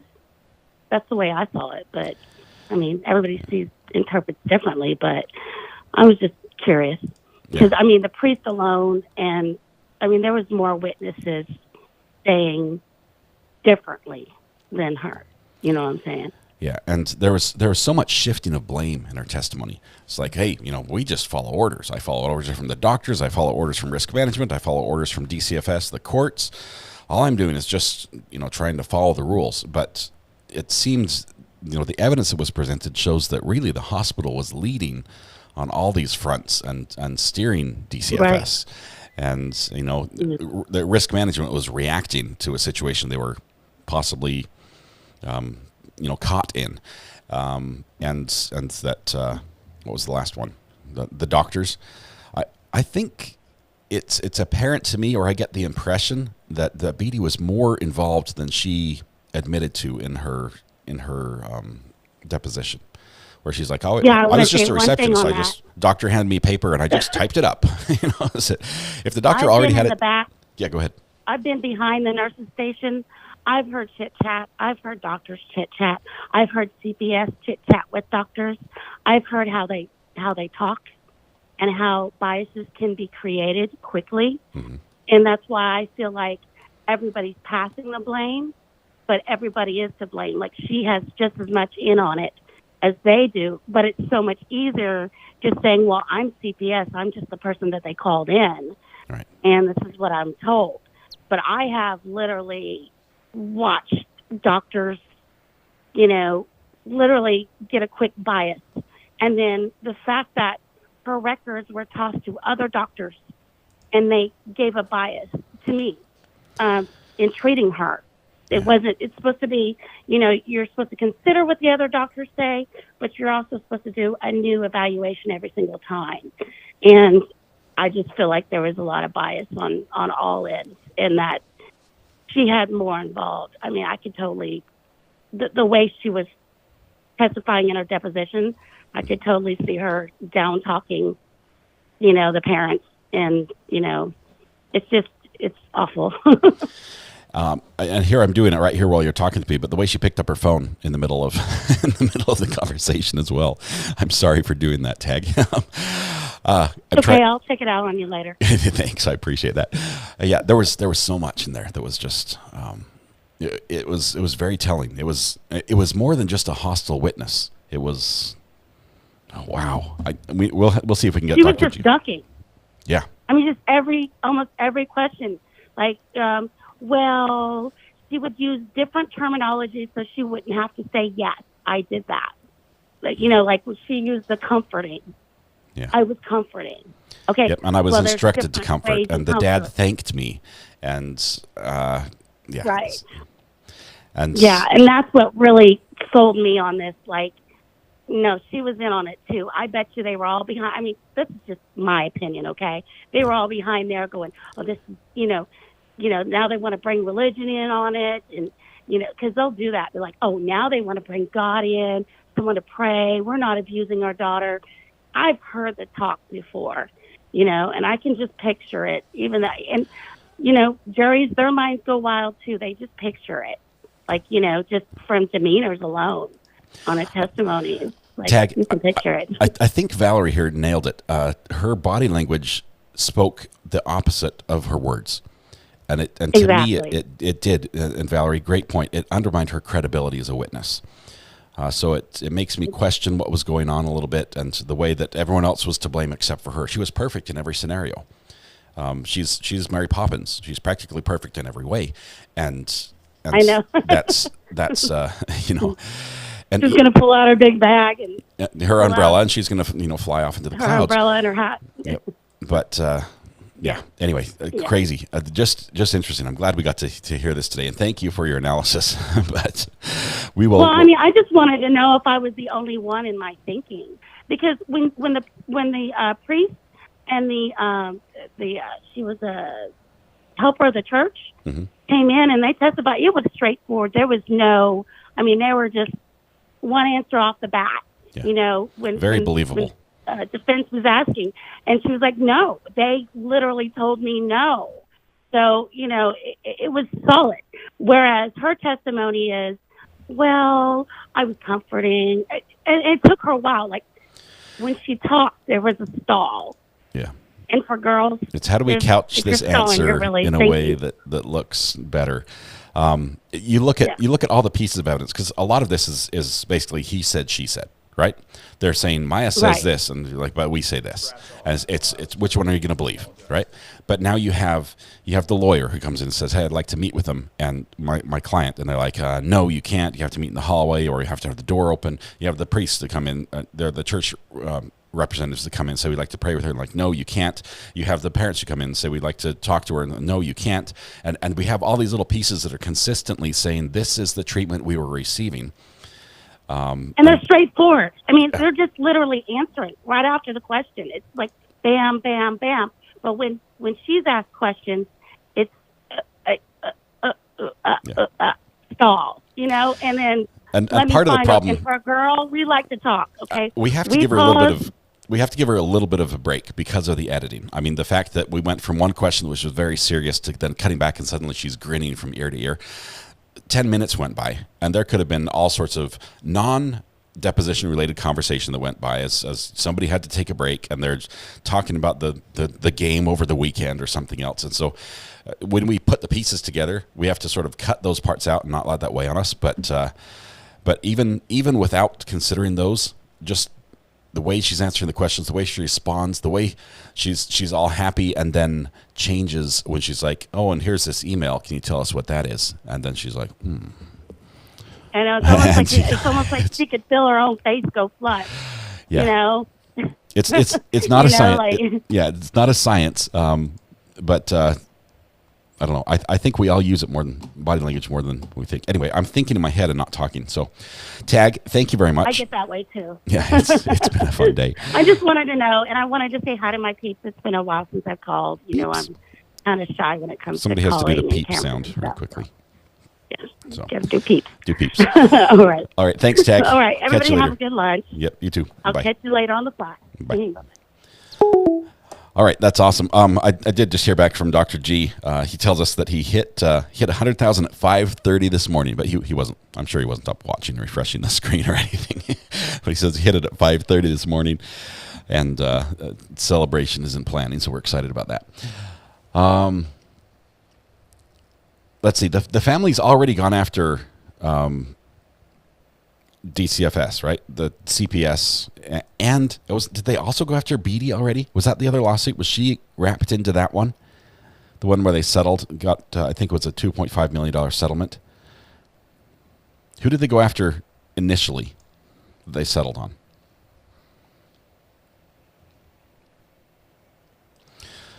Valerie says, I think Beatty's behavior really changed the moment she realized her phone call was recorded. I bet she then began wondering how many had been. And then the email that she sent to, that she said was the doctor's orders, that she sent to CPS saying, to the court saying, we want an order that says that they're not allowed to record our phone calls and not allowed to talk about all these things. Oh, man. Spicy. All right, it's time for lunch, right? Because we have to come back in 45 minutes now, and we don't have long to eat. Let's see, MCAT says, hi, Mom. Hi, MCAT's mom. Good to have you here. Welcome. And 8 months. 8 months. I at one point I remembered who MCAT's mom is, but I don't remember now. I think MCAT's mom is one of the people we know in here. They settled with Dr. Smith.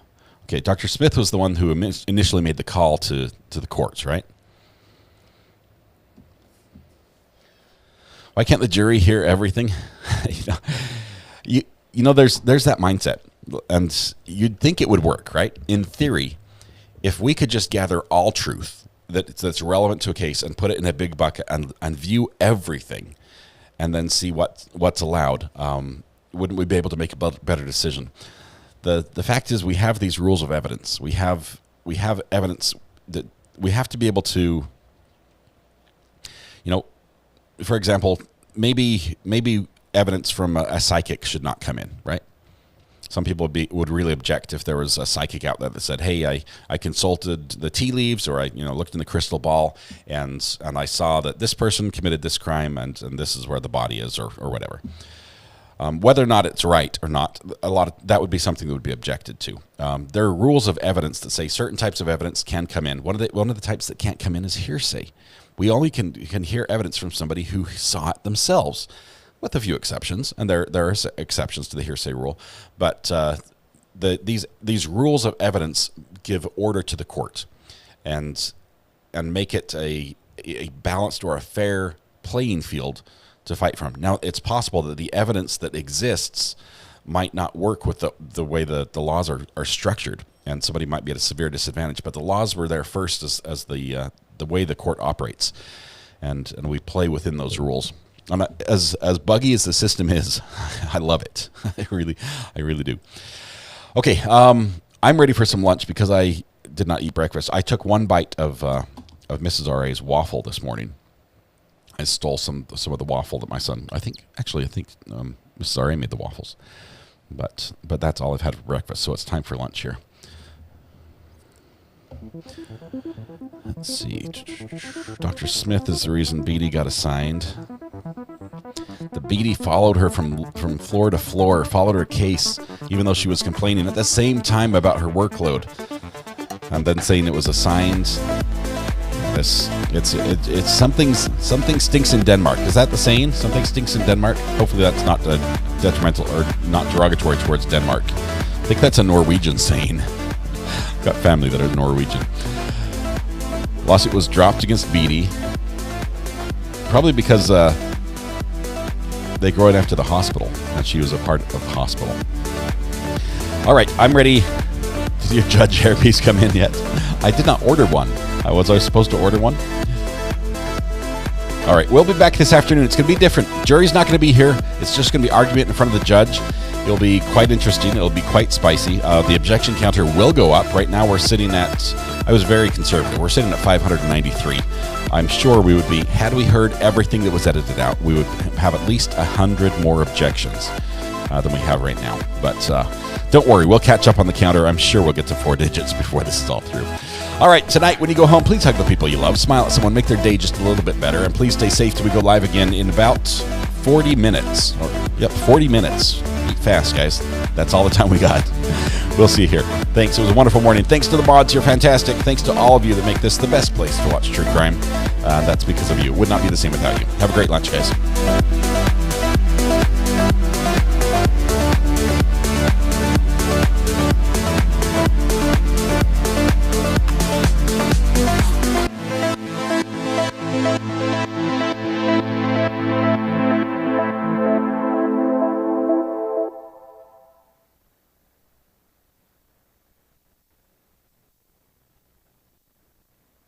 Is that correct?